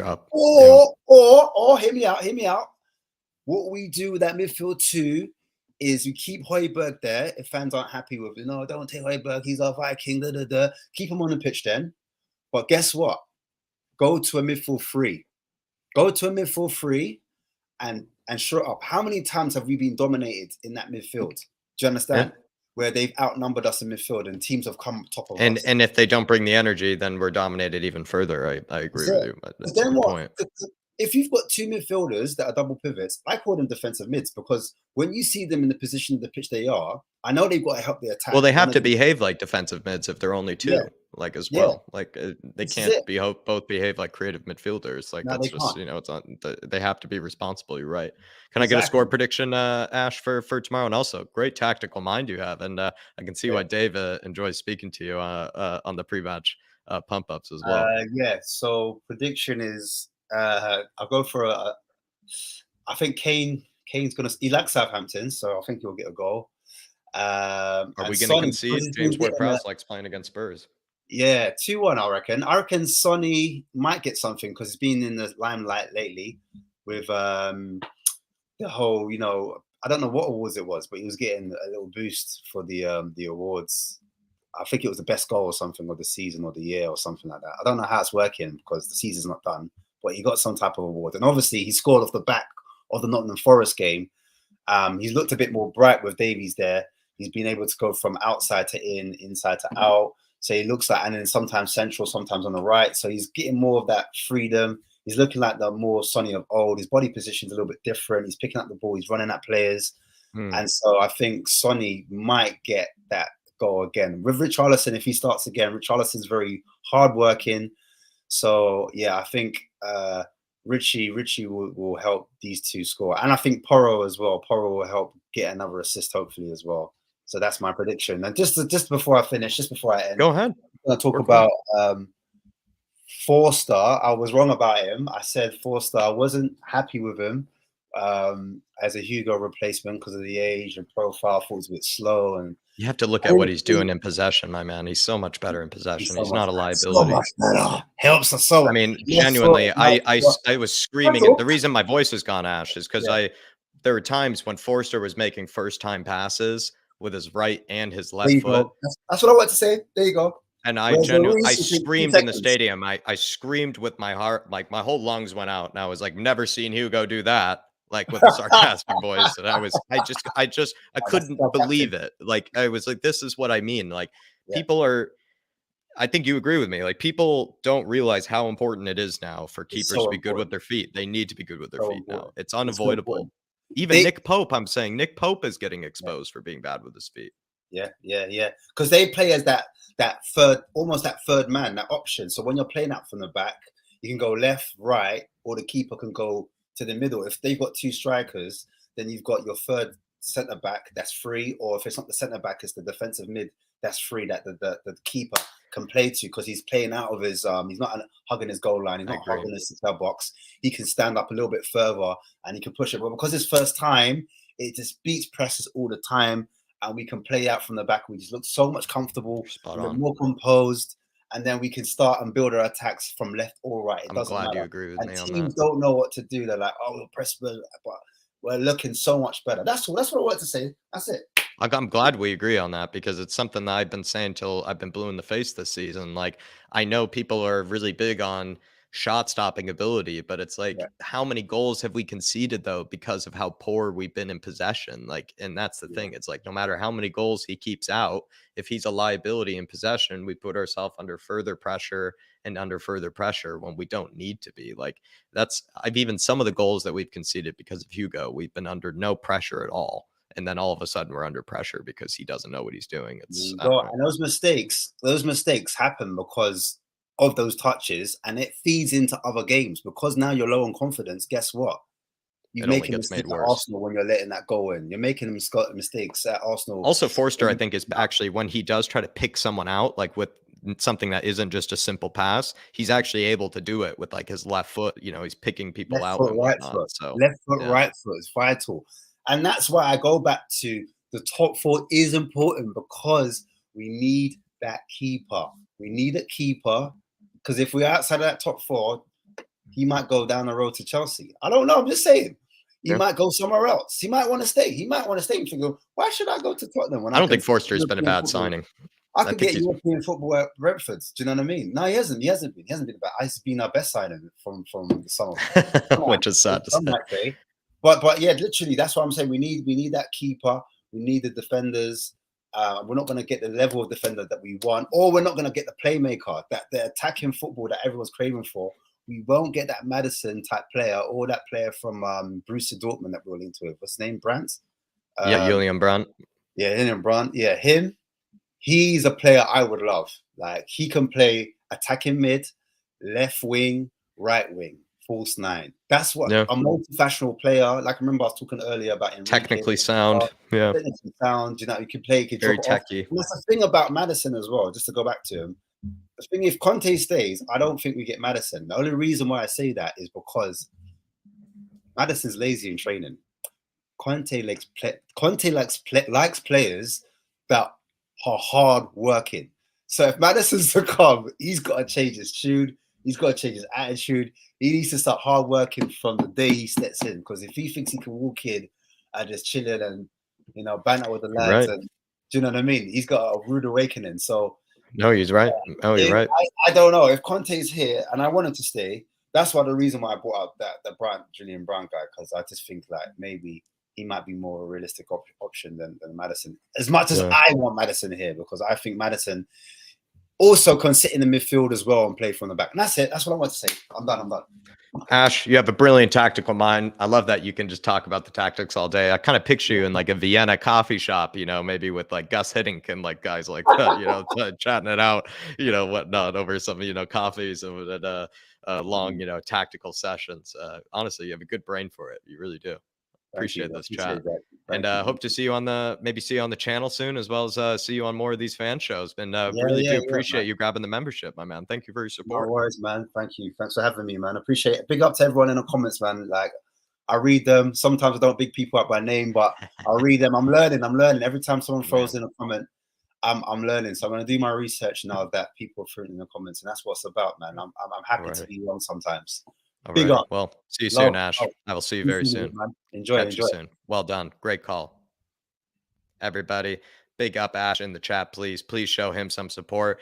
And it is actually the end for me here, everybody. I'm kind of like Daniel earlier, where now actually my, you know, bladder is starting to catch up with me. And, you know, I think I got to actually go hit the loo, and as well as also, you know, kind of go on with the rest of my day. Got some stuff planned and whatnot with the misses later and good stuff. You have a pre-match build up for tomorrow, watch along for tomorrow. And then also as well, everybody, there will be a fan show tomorrow after the game, no matter what, whether it's led by Jacob or myself. Someone will be leading a fan show for tomorrow. Jacob as well, everybody, massive shout out to him. Has been doing a very, very good job, despite also the bad defeats and whatnot, and even the bad games. He's been doing a very good job about being there, giving you guys that fan show. So there will be a fan show tomorrow in case you missed this one at all, everybody. But I have to go. I can't commit any further time. Got to even hit the loo. I'm almost about to explode. But everybody, hit that like button on the way out. Really have appreciated this one. Really have appreciated kind of catching up with everybody. Also as well, just having a good chat with a lot of people that did come on. It's just good to be back doing these fan shows again, everybody. Really do appreciate those that have hit the like button. Anybody that's as well donated with a super chat to support the channel. It really does go a long way and helping Dave continue to do what we are doing and trying to get you guys daily content. Of course, you know, we were gone, you know, out in London and we were away from the channel, but when we're back at full flow, it's a daily content that you guys can look forward to. So we do really appreciate all that can support that. But everybody, we will be seeing you soon. And yeah, tomorrow, pre-match build up, watch along, all that good stuff. Come on, you Spurs, and in Conte I trust. I'll be seeing you, everybody. Everywhere we go.